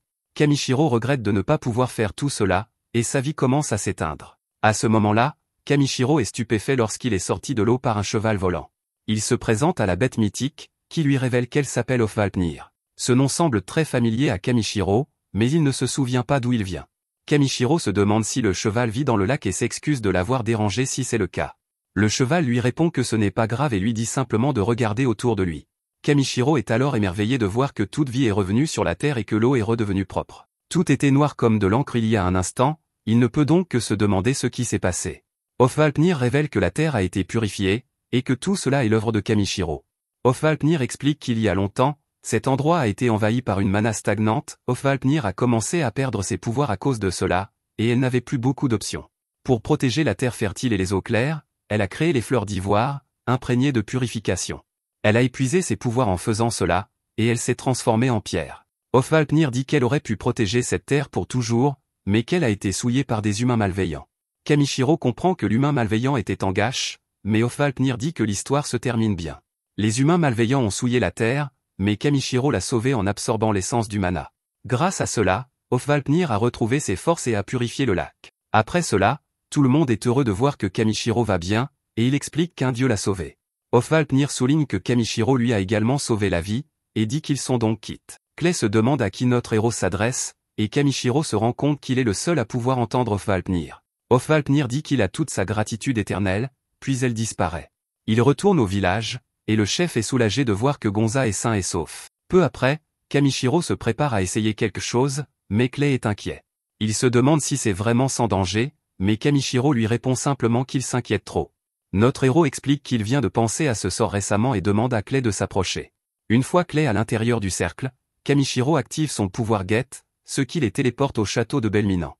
Avec l'aide de l'apothicaire de la guilde, ils parviennent à fabriquer un antidote à partir de la fleur d'Ivor. Kamichiro le donne à Melitoria, et sa peau retrouve immédiatement sa couleur. Kamichiro utilise à nouveau son scan sur elle et est ravi de voir que le poison Ivor a disparu de son écran d'état. Tous les membres de la famille sont alors émerveillés lorsque Kamichiro annonce que Melitoria va bien et que le poison a disparu. Les larmes coulent à flot et la famille se serre dans une étreinte chaleureuse. Kamichiro retourne au village, et le chef n'arrive pas à croire qu'ils aient été trompés par Monsieur Engage. Leur petit village a été entraîné dans une terrible affaire, mais Kamishiro déclare qu'il a dénoncé en gâche avec de nombreuses preuves, il aura ce qu'il mérite, mais surtout, le village est en sécurité. Le chef souhaite pouvoir remercier Kamishiro d'une manière ou d'une autre, mais notre héros répond qu'il n'y a pas lieu de le remercier. Il ajoute toutefois qu'au lieu d'une récompense, il a une demande à formuler. Le chef est stupéfait lorsque Kamishiro lui apporte quelque chose et lui dit de goûter. Le chef prend une bouchée avec prudence et manque de s'évanouir devant la saveur délicieuse. Kamishiro explique qu'il s'agit de beurre, de sauce soja et de pommes de terre, et révèle qu'il a une proposition à faire, il aimerait acheter des litchis en gros, mais le chef n'arrive pas à croire que Kamishiro ait utilisé des litchis pour préparer ce plat délicieux. Notre héros révèle qu'il aimerait même utiliser les bénéfices tirés de la vente des fruits pour agrandir les champs de litchis. Bien sûr, le chef dit que Kamishiro ne pourra jamais utiliser autant de fruits, mais Kamishiro a tout prévu, il pense que la sauce soja va devenir très populaire à Belkam et que le litchi va devenir la spécialité de leur village. Leur village sera connu dans tout le pays pour ses litchis et prospérera. Le chef trouve que c'est une excellente idée, alors Kamishiro partage le plat avec tous les habitants du village. Après cela, Clay se demande ce qu'il ressent après avoir accompli un travail aussi colossal. Kamishiro répond qu'il est tellement épuisé qu'il a des hallucinations. Clay se demande de quoi il parle, alors Kamishiro lui dit que le ciel brille dans ses yeux. Clay révèle que le ciel brille effectivement, et Ofvalpnir réapparaît. Kamishiro a du mal à se souvenir de son nom et se demande ce qu'elle fait à Belkam. Elle appelle Kamishiro le porteur de sa bénédiction et explique qu'elle a passé des siècles à vivre sur cette terre. Elle déclare qu'il est temps de changer et choque nos héros en se transformant en une jeune fille humaine. Ofvalpnir révèle qu'elle a décidé d'accompagner notre héros, mais celui-ci n'arrive pas à y croire. Elle dit que sa bénédiction a restauré cette terre, et qu'il est donc temps pour elle de découvrir d'autres endroits. Clay a plus de mal que quiconque à croire cela, car cette fille est la bête sacrée de la terre, elle pourrait faire n'importe quoi, alors Clay se demande pourquoi elle choisit de suivre Kamishiro parmi tous les autres. Sa réponse est simple, car elle déclare que la vie avec Kamishiro semble tout simplement divertissante. Kamishiro admet qu'il a toujours voulu un cheval, alors Ofvalpnir lui dit quel est le meilleur cheval qui soit, elle a des ailes qui lui permettent de voler, et elle déclare que Kamishiro peut monter sur son dos quand il le souhaite. Ofvalpnir est impatiente de savoir où ils vont aller, mais Kamishiro est toujours incrédule, recruter une déesse comme membre du groupe semble vraiment exagéré, et il se demande si c'est même autorisé. Ofvalpnir ne veut parler que de leur aventure, mais son énergie débordante fait comprendre à Kamishiro qu'elle pourrait devenir une véritable plaie. Merci d'avoir regardé mon résumé. N'oubliez pas d'aimer la vidéo.